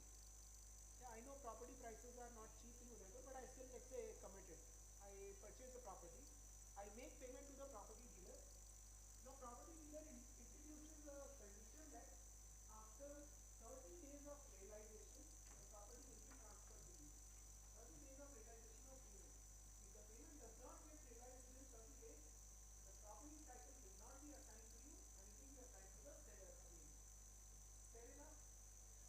This can be coded into blockchain, and I can write this condition that if the payment is not transferred, if the payment is not committed, if the payment is not transacted, if the transaction is not complete, do not transfer the property title. But after 30 days, if the property transaction is over, the financial ledger is, everything goes well, then change the title of the property. I can write this into the code, and that can become my smart contract. This is another thing what you can achieve in blockchain. So till now you have learned hashing, you've learned blockchain. You've learned the technology about the blockchain now. But what about what this technology can do?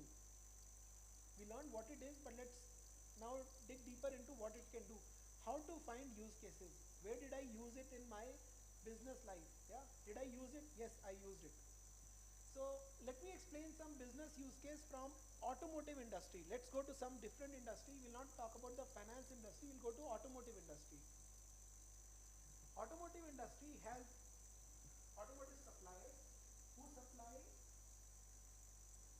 components to the OEM. What are OEMs? OEMs are our sellers. It could be Tata Motors, it could be BMW, it could be Maruti Suzuki. What are the automotive suppliers? It could be some battery suppliers. Yeah, it could be Exide, it could be Amara Raja battery supplier, it could be Minda, which supplies the key to enter the car. It could be audiovisual, let's say it could be Sony, which supplies the audiovisual display unit for your car. These are the suppliers which supply goods to the OEM, and OEM use this material to manufacture the car. Very simple use case. Now let's see what is the problem in this use case. Now what happens is, whatever components are supplied to OEM, to Maruti, Tata Motors, BMW, not everything gets consumed on same day. So Maruti has asked that I am going to manufacture 100 Grand Vitara cars today. So Exide supplies 100 batteries for 100 Grand Vitara cars today. So Maruti says, yeah, fine, 100 quantity is enough, but supply me 110 at least. So if 10 does not work, I will have a replacement. So Exide says, okay, let's supply 10 extra to you, but what about the payment? So Maruti says, yeah, I'll make you the payment, but only when I consume those extra 10. If I consume only 100, I pay you for 100. For the next 10, I will not pay you until I consume them. So Exide being a, let's say, smaller supplier says, okay, we are okay with that. We want to still go ahead with the contract. You can keep those payments, and you can pay us only when it is consumed. So this is what happens in real time.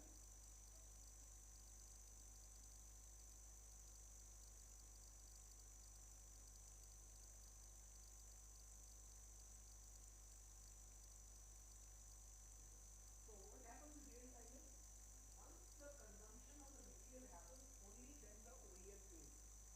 In your retail outlet, let's say you have a big retail outlet, Reliance Smart Bazaar, you see display of shampoos, right? You can buy Head and Shoulders, Sunsilk, whatever shampoo you want to buy. But do you think Reliance JioMart or Reliance Smart Bazaar, they pay to the manufacturer, let's say Hindustan Leader, Procter and Gamble, do they pay them in advance that we are buying 100 bottles of shampoo from you today, we want to sell it in our store, we are going to make the payment? No, that does not happen. So Hindustan Leader will supply the shampoo bottles to Reliance Smart Bazaar. Reliance Smart Bazaar will sell it to the consumer, and only when the consumer end user buys it, only then Reliance takes the payment to Hindustan Leader. That's how the business works. And if the shampoo does not sell till the expiry, the shampoo will be returned to the manufacturer. This is how self-billing works. This is called a self-billing in business terms. What is the problem in this business? The problem is the customer, end customer, Reliance Smart Bazaar or Maruti or Tata Motors or BMW, they do not pay until the materials are consumed. They do not pay. The payments are on hold. And suppliers rely solely on trust-based relationship. So they trust them. They trust that Reliance will give us the true data, that whenever it is sold, they will make us the payment. Whenever Tata Motors consume those 100 steering units, 100 batteries, yeah, 100 audio visual equipment, they will tell us that, yeah, today we have consumed, so we are making the payment. So it's a trust-based relationship. But is it well? Is this how business should run? No, right? So we did some research on what is going around in the industry. We learned that in business to consumer sector, what is business to consumer? Where business supplies directly to the consumer, right? So in electricity, gas, water supply, FMCG, retail, so blockchain is widely implemented. So every time this IoT based research, the consumption of this gas, water, and everything happens, they keep pushing the data to cloud servers, and the cloud servers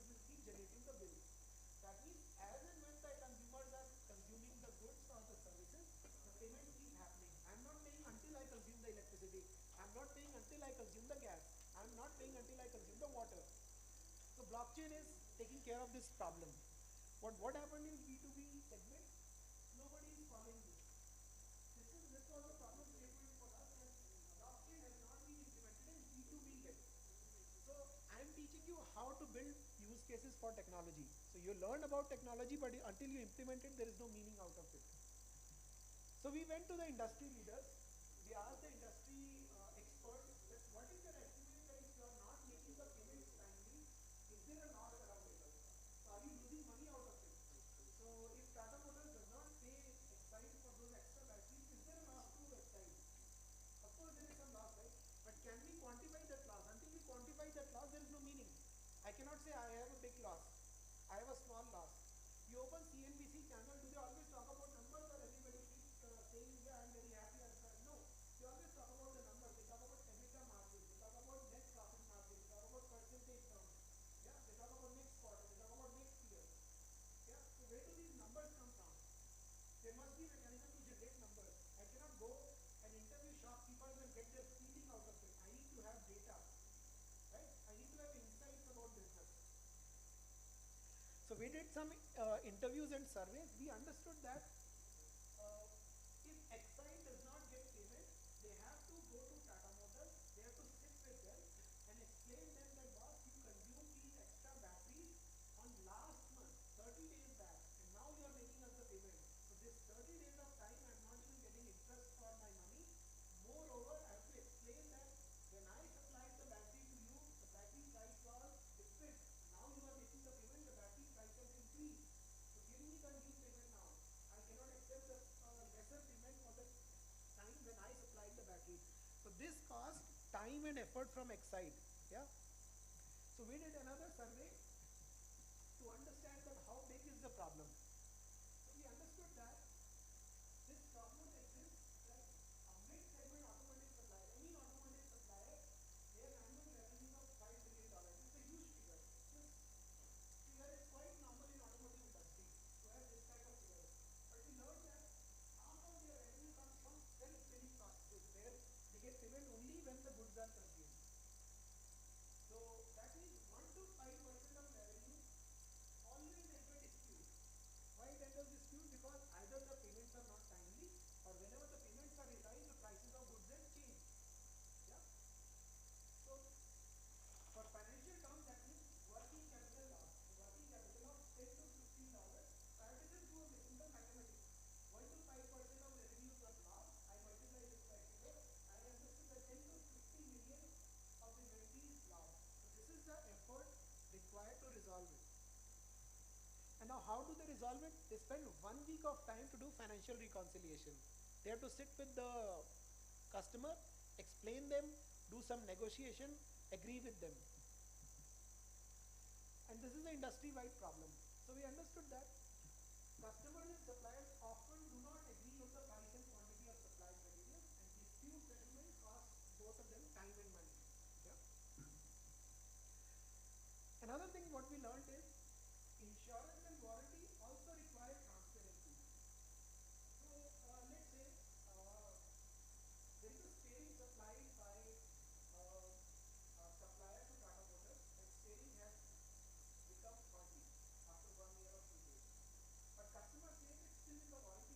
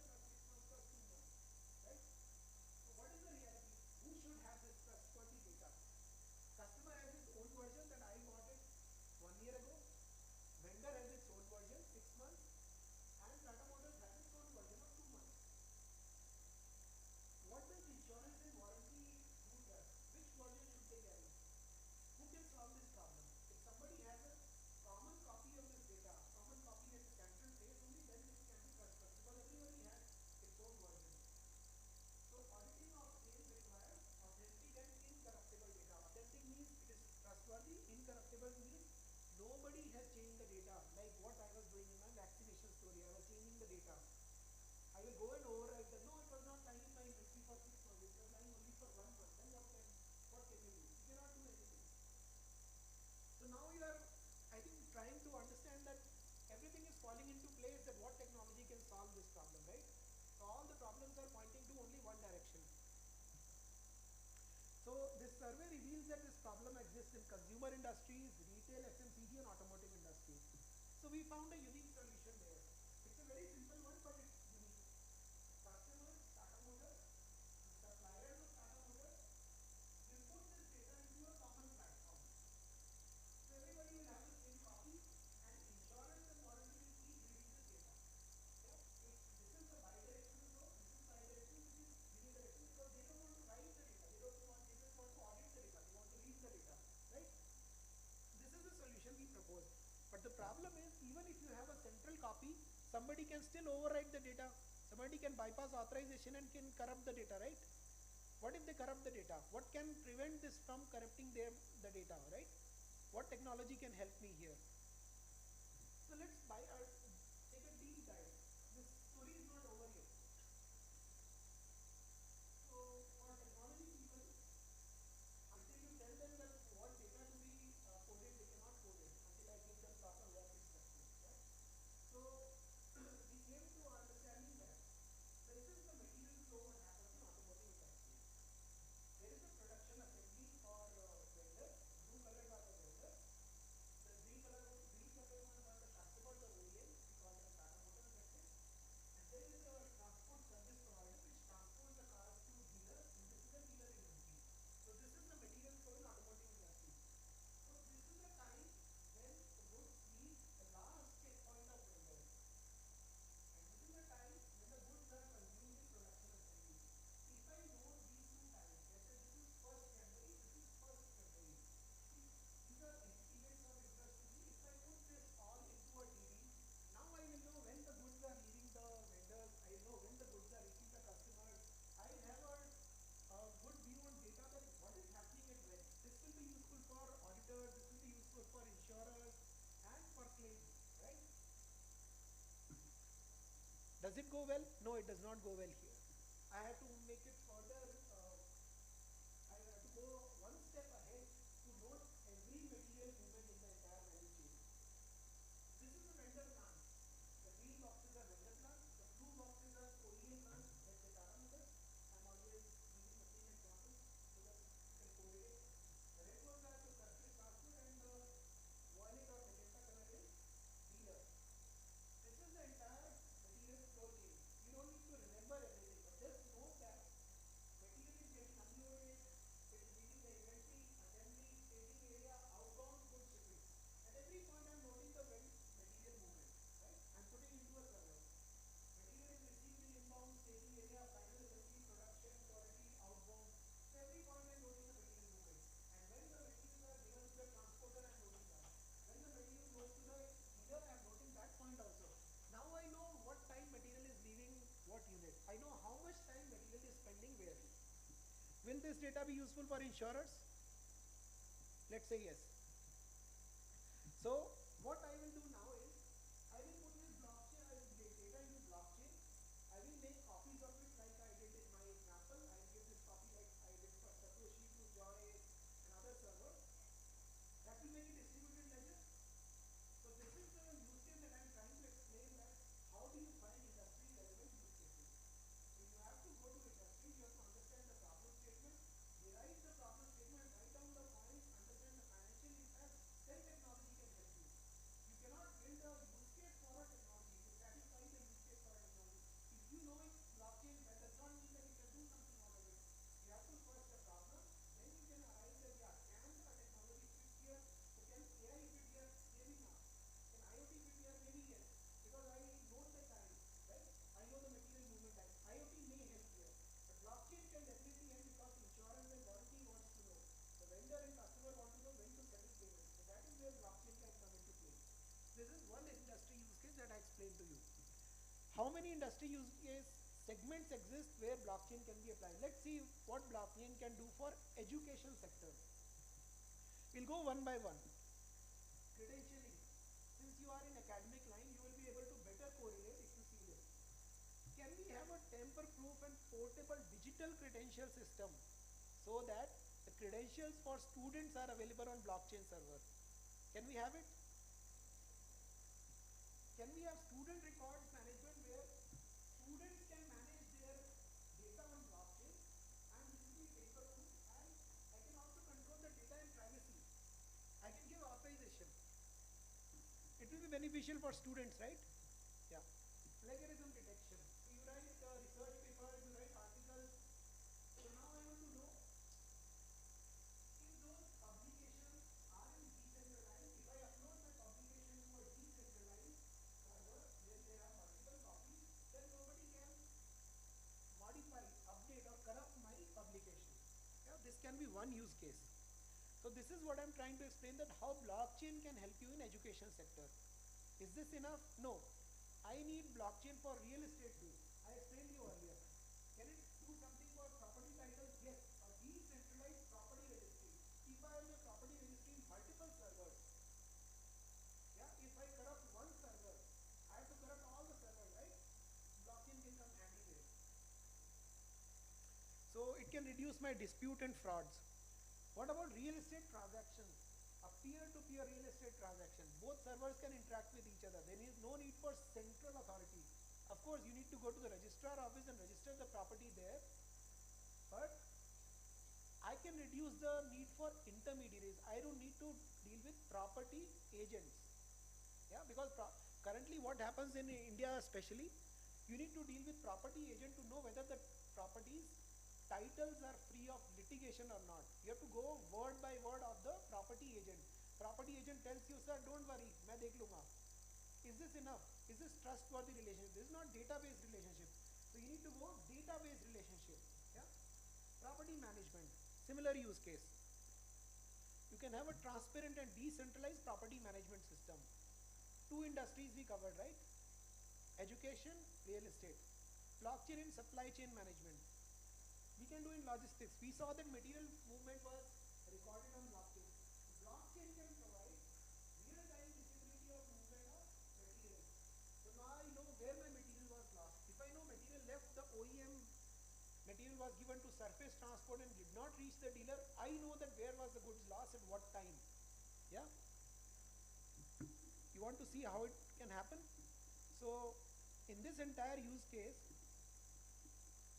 if I am able to note every timestamp, and if this does not happen, now I know that this was the last exercise and where the goods were. Yeah? This is the power of blockchain and nobody can corrupt this data. So I am making you think that where all the technology can be useful. This is a useful feature in logistics, that I can track real-time visibility of the material movements and I can monitor. Also there temperatures, for example, edible goods. Edible goods are to be frozen or to be refrigerated. I can keep putting the data of the every moment temperature onto the server, and I know where the temperature changes. At this time my refrigeration failed. So I know that what happened at that time. I can note the humidity levels. I can use IoT along with blockchain. And I can also automate the custom procedures.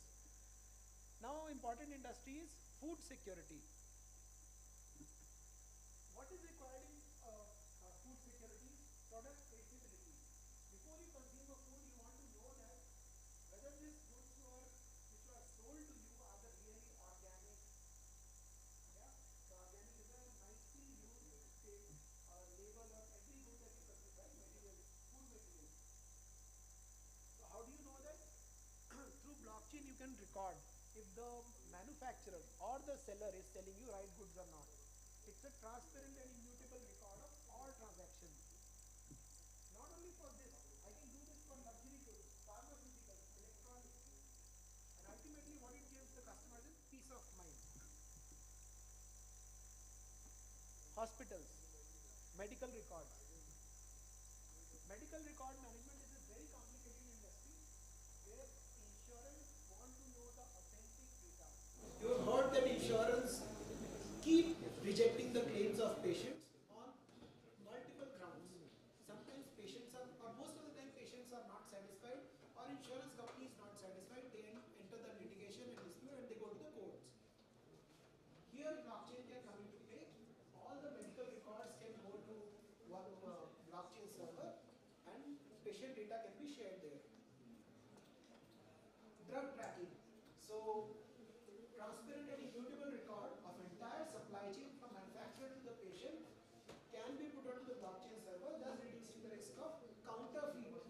So counterfeiting is a very big industry in every industry segment. Counterfeiting is applicable not only for this drugs in the hospital segment or medical segment, but also for automotives. Spurious parts is a very complicated use case, especially in mass segment. In China and India, you can hear a lot of complaints from automotive suppliers that fake parts are ruling the industry. Blockchain can come there.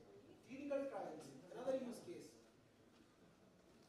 Government, this is the most important use case for India right now, and you can read a lot of articles on the server about this. Voting. How can it help in voting? Will it be helpful in voting or it will not be helpful? What is your guess here? How? Can you help me with one or two lines?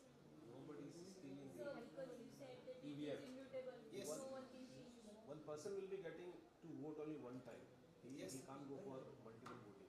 Very nice. There is a transparency in the server. Yes, very nice. Yes, very true. So that means you realize that there is a problem in voting system, and you also realize that blockchain can help here. Can we make them meet?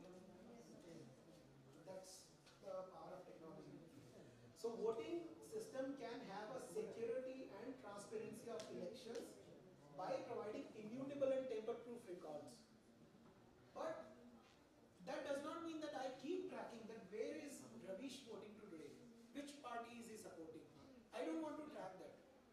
I only want to track that whether Ravish voted or not, yes or no. Can blockchain ensure that we record only what is he doing, not why is he doing. So blockchain can help there as well. I can maintain my anonymity.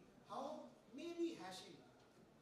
I know Ravish voter ID can transform to a hash. I'm just giving you an example. This does not mean that this is the solution you should code for. Okay? So I will note that this is the hash of his voter ID and I will keep the hash only. I will not keep the voter ID card because if I know how many votes are going to a particular political party, I can make meaning out of it. I don't want to do that. I just want to record that whether Ravish voted or not. So this is a double-edged sword. You need to understand these aspects. The blockchain can help you, but you need to use it in the right way. Public service delivery. So technology can also enhance the public delivery service by bringing transparency. Transparency is required in government systems, yes or no? Yes. Yes. We all agree, right? We want to reduce corruption, and who doesn't want to reduce corruption? Even government wants to reduce it. Are they able to do? No, they are not able to control it. Why they are not able to control it? The processes are like that. You all agree, right? System ही ऐसा है, हम क्या करेंगे? Have you heard it before? Yes. Thanks to Bollywood, we have all heard it, right? Yeah. So can blockchain help here? Yes, blockchain can help here. I don't need to explain you now. You can already start thinking that how blockchain can help you, right? Identity management. This is a very complicated and important use case in every industry.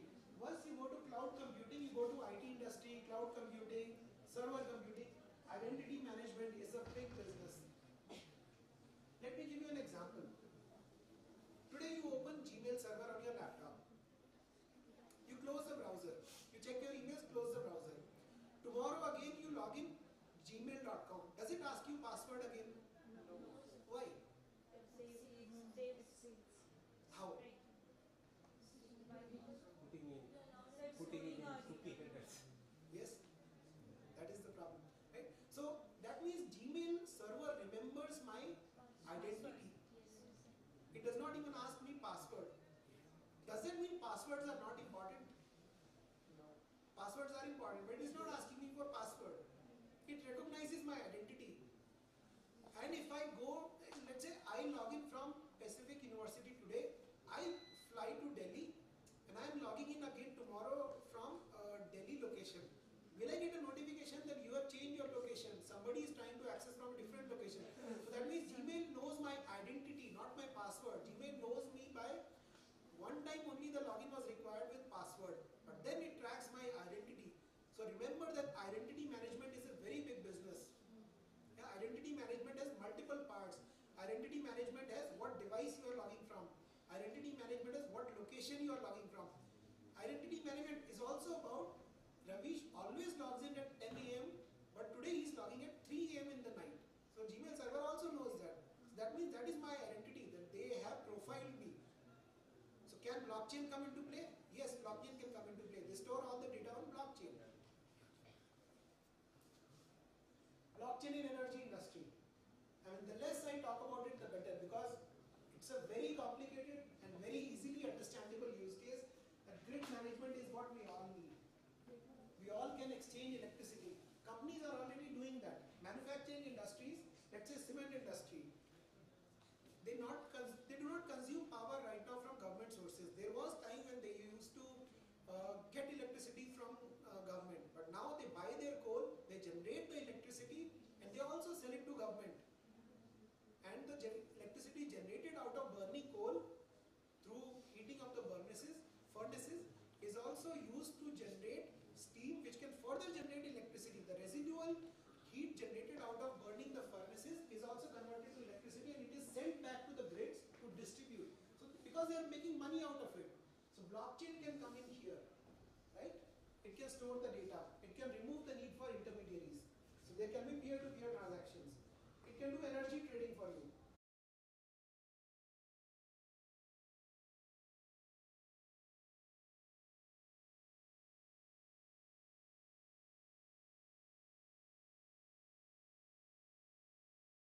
You know that I'm always using the word transparent. Transparency is what businesses need. Transparency is what governments need. Transparency is what organizations need. Even your university needs transparency, right? Because that is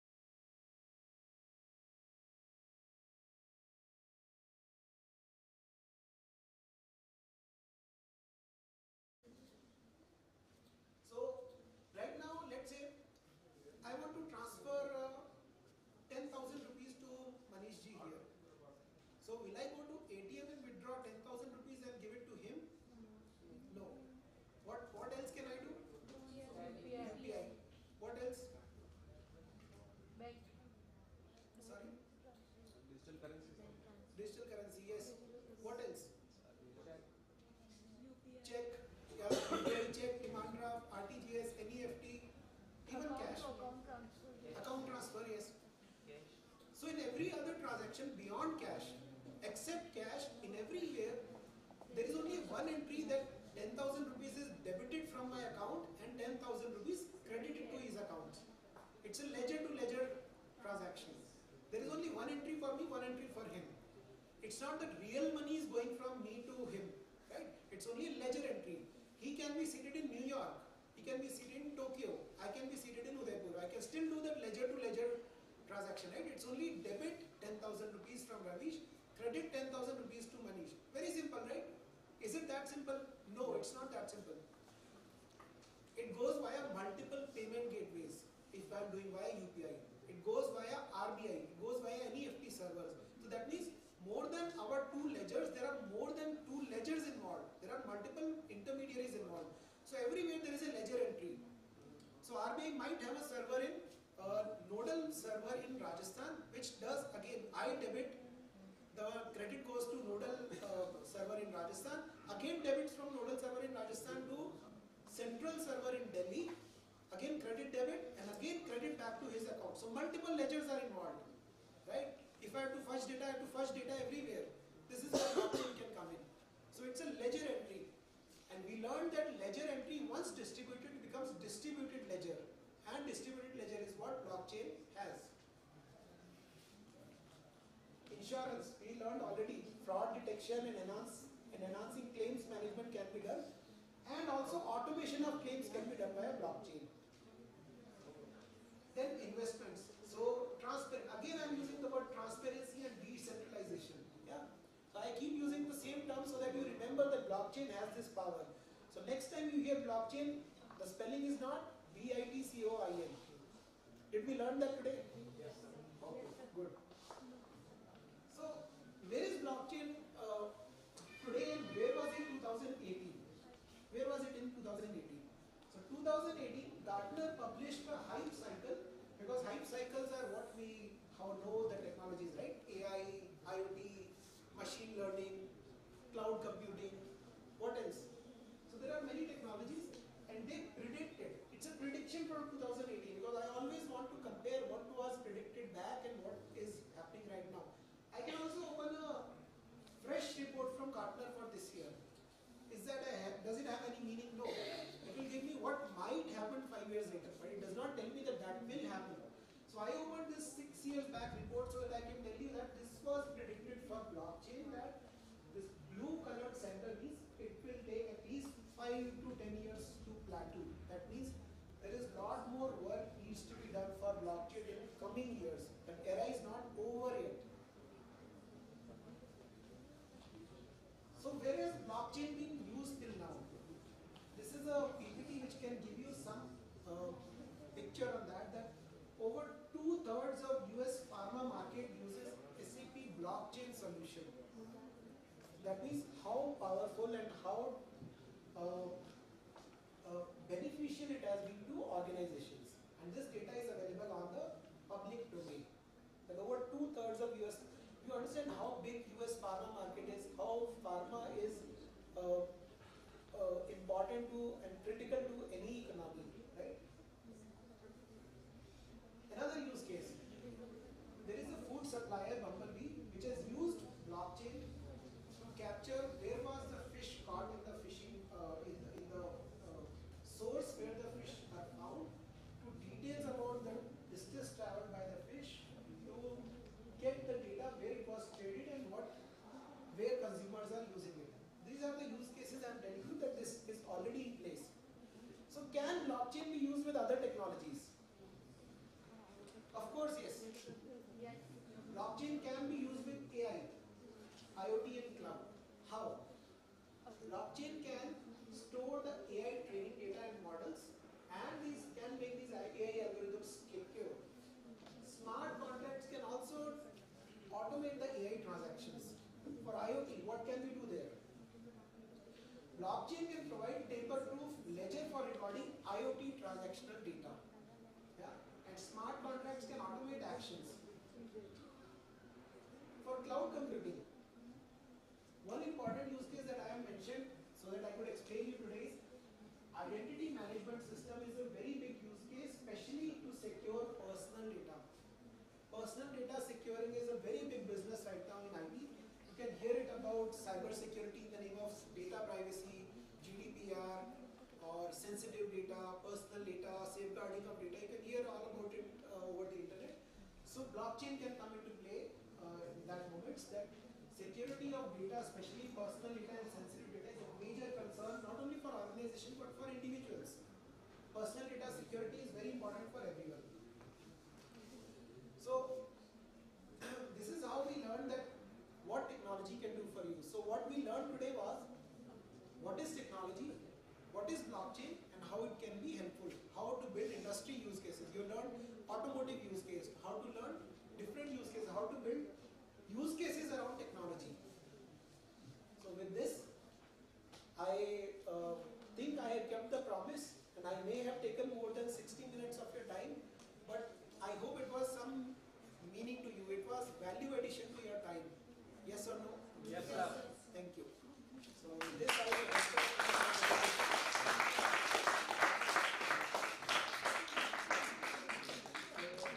am playing the role of product security specialist in SAP Labs and CX Trust Office, and I also build innovative solutions as a hobby project, and I have been greatly inspired with Manishji's determination to build helpful solutions and useful solutions for humanity, and we have been interacting a lot to build technological based solutions. So yeah, thank you for your time today and being patient with me. That was the good part that I learned, that you are very patient, you have a good patience to listen. This is the learning for me. Any questions, sir? We can invite. If you have any questions regarding that, Yeah, we can please. invite, or else we can end this. Yeah, please, if you have any questions, I am more Special than questions. happy to take. One question I have. I know that these platforms like SAP,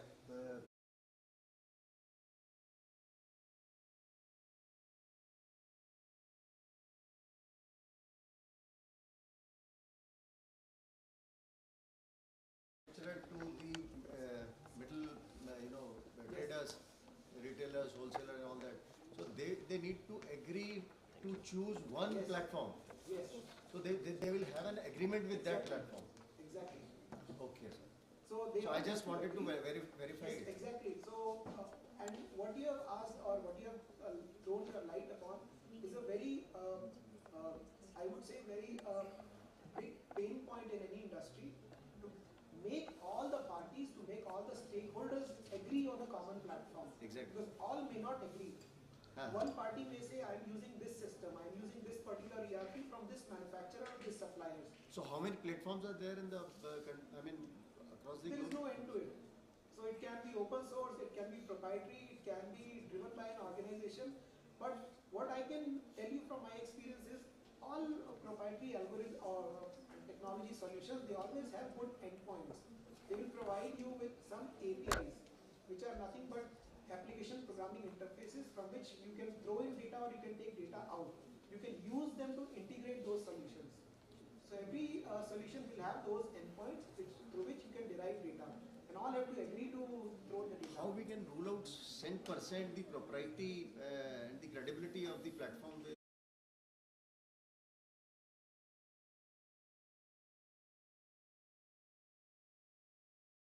Control, because though it is desire for every individual to have open source platforms, but unfortunately it does not happen in the industry. So we'll have to trust. Yes, you can say that. Yeah. A bad habit of jumping into this, Yes. but for the benefit of the audience, right? So the whole point of the entire transparency debate is to not rely on a single provider. Might be some 20 Oracle guys navigating around. The whole use case is Ravish builds SAP ERP solution and say Tata Motors is using SAP ERP. Tata Motors can influence Ravish's company to introduce a hack in its database that allow okay, give me a solution, my admin can log in and then fetch all the records. Yeah. Right? So that company is influenced by, obviously customer is the king, this is where we are living in. So we can't rely on that company's credibility to not fetch data. Same way you can't rely on my company's capabilities to not fetch data, because they are all have our affinity to our customers, will do what they say.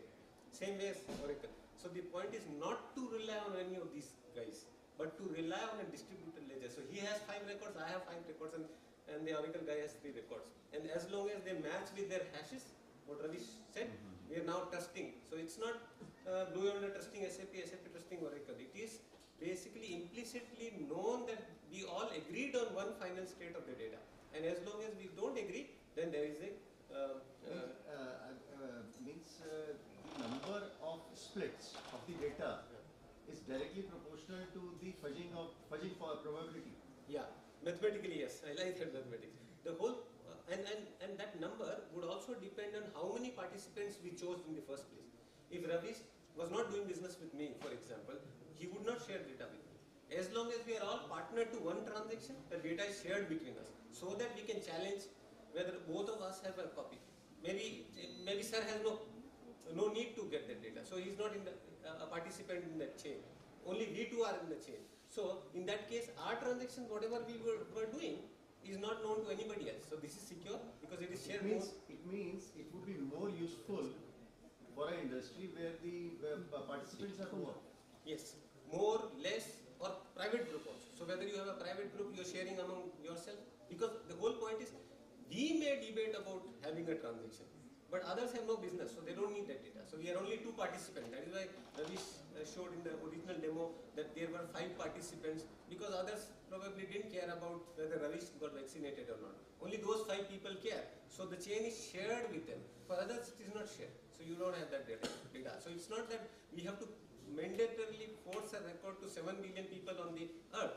It is shared to the network which are relevant for the transaction. Eventually means human trust cannot be ruled out in this case at all.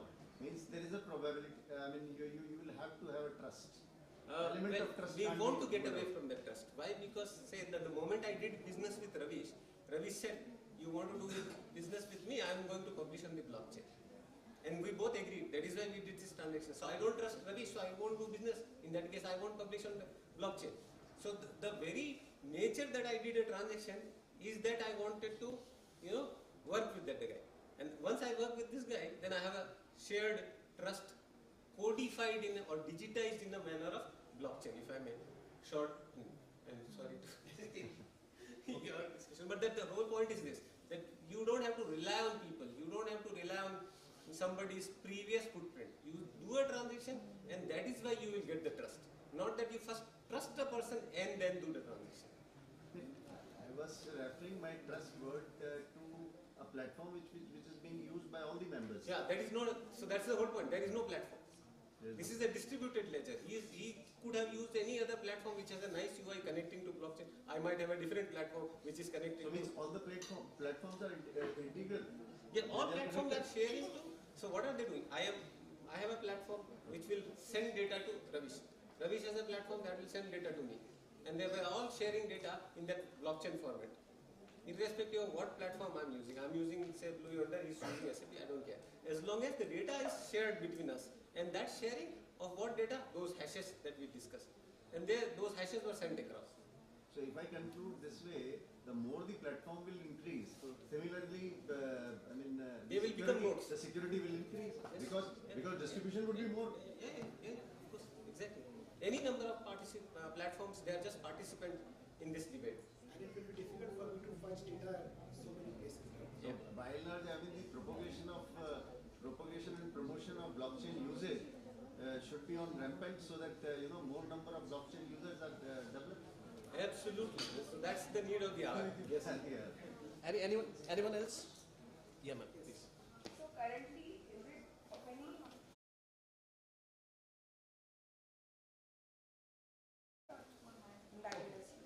Yes, it's a very important. Yeah. So it's not a technology that we are talking about only here. So I'll open a old article on a news website, so which I for sure know that what happened earlier.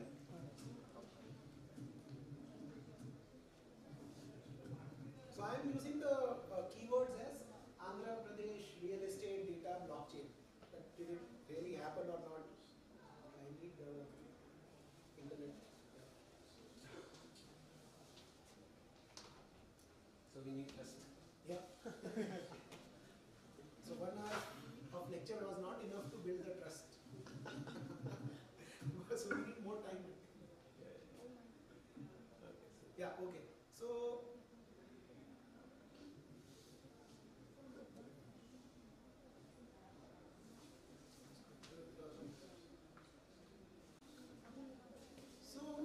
I'll open a news article because I believe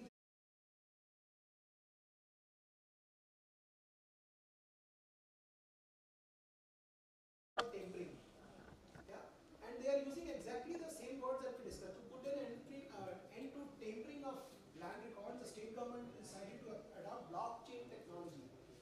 So this means that a state government, how many years ago? The article is from 15 December 2019. Almost 5 years or 6 years ago, already adopted it. And the way state governments function, you know that they study technology for a considerable period. They take inputs from multiple committees, technology adoption committee, from government resources, and then they arrive at a decision. So that means this consideration would have been there a couple of years earlier. So that means now these transactions would have happened, and now this data could be much more secure. So this means it's already in place. So whatever we learn today, it's not that we are doing a marketing slide. It's already in our daily life. It's touching our daily life in one or the other way. I hope that answers. but this is at the end of the land as a resource. Yes. But in that process of a designer, in that design process, Yeah. so during that is there a use of it? Design process in the sense, I didn't get Like that entire design process. Like for a designer, when they get the client's brief, then they think over the problem and then they come out with concepts, then the iterations of concepts, then selecting materials, then creating maybe POQs, and then execution of the project. So during that process. Okay, I think the industry that we're talking about is the creative designing, right? So I come to you and say, okay, Ravish, I need a logo for my company, right? In that process, is that correct? Yeah. Okay. So I think in that industry, if I'm getting your point right, then it could come into play intellectual property recording, or to secure my intellectual property. Designs, once the designs are secure, only then I want to share it to the outside world so that it cannot be copied, counterfeited, or it cannot be sold without my permission. So yes, blockchain can come into play there. So I can secure my, the way I secure my Word documents through digital signature, I can secure my designs also. This is a very important use case actually. I could add it, if I would have got this idea, I could have added it in the slide. Yes, this is a very important use case. So security of designs is important for the designer, and if you have heard the word NFTs, the non-fungible tokens, they are just a copy of or a image kept out of, I would say unique valuable item kept out of that particular object. It is nothing but what relates to what ma'am has asked about the securing of the designs. So let's say I take a NFT. So a very big or very famous Bollywood singer has sung a song and they want to sell that particular unique high value item to the market. So that song can also have a NFT value in the market. What value it will be? It is as good as the question is like, what value can a painting of Mona Lisa sell? So for Ravish it may not be valuable, but for outside market, the Mona Lisa painting can be sold at a very high price. So that is where NFTs come into play and blockchain come into play. So yeah, any other questions please?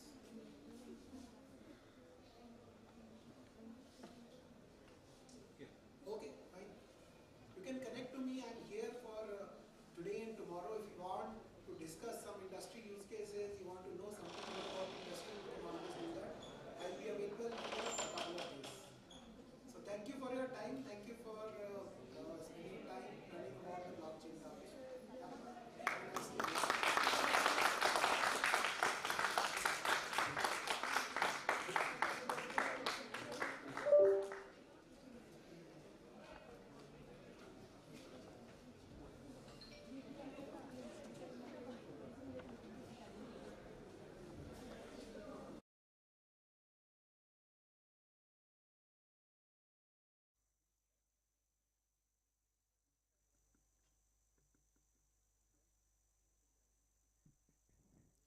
Now I would like to request Professor Pushpakant sir to appreciate Mr. Ravish Kumar Oja sir with the memento.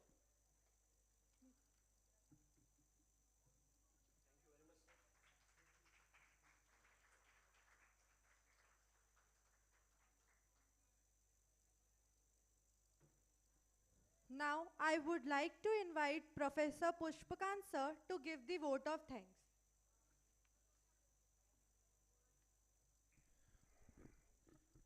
So once again, good afternoon all of you.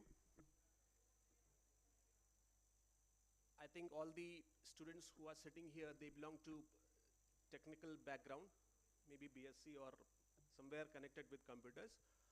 Even though you are not connected with this particular background, I think that sir has clearly mentioned, at least we are in that position to understand how important blockchain will be.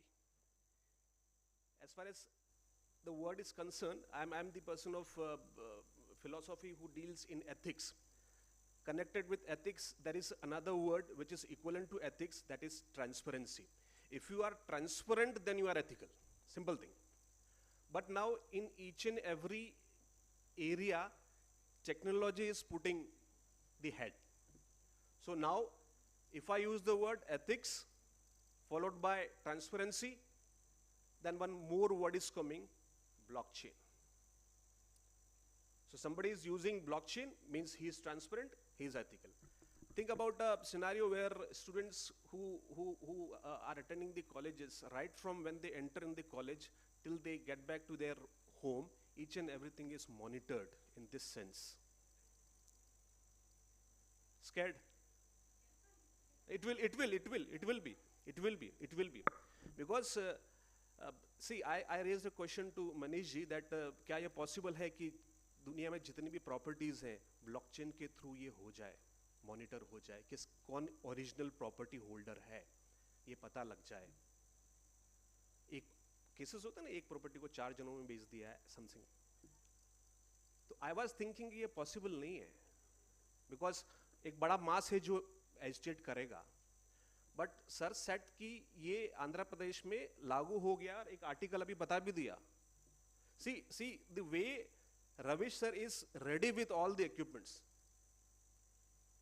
So friends, thanks a lot all the students for the patience listening, and I especially personally thank to Manish ji, because as and when he was sitting near me, as and when I was getting some doubts, I immediately bombard all the doubts to him, and he clearly explained that what exactly is going, although I'm not from this area. So thanks all the faculty members, all the coordinators, all the persons who are present here, including the technical staff, the cameraman who made this event a memorable one. Thanks a lot, sir. And special thanks to Ravi sir also for his celebration. Thank you, sir.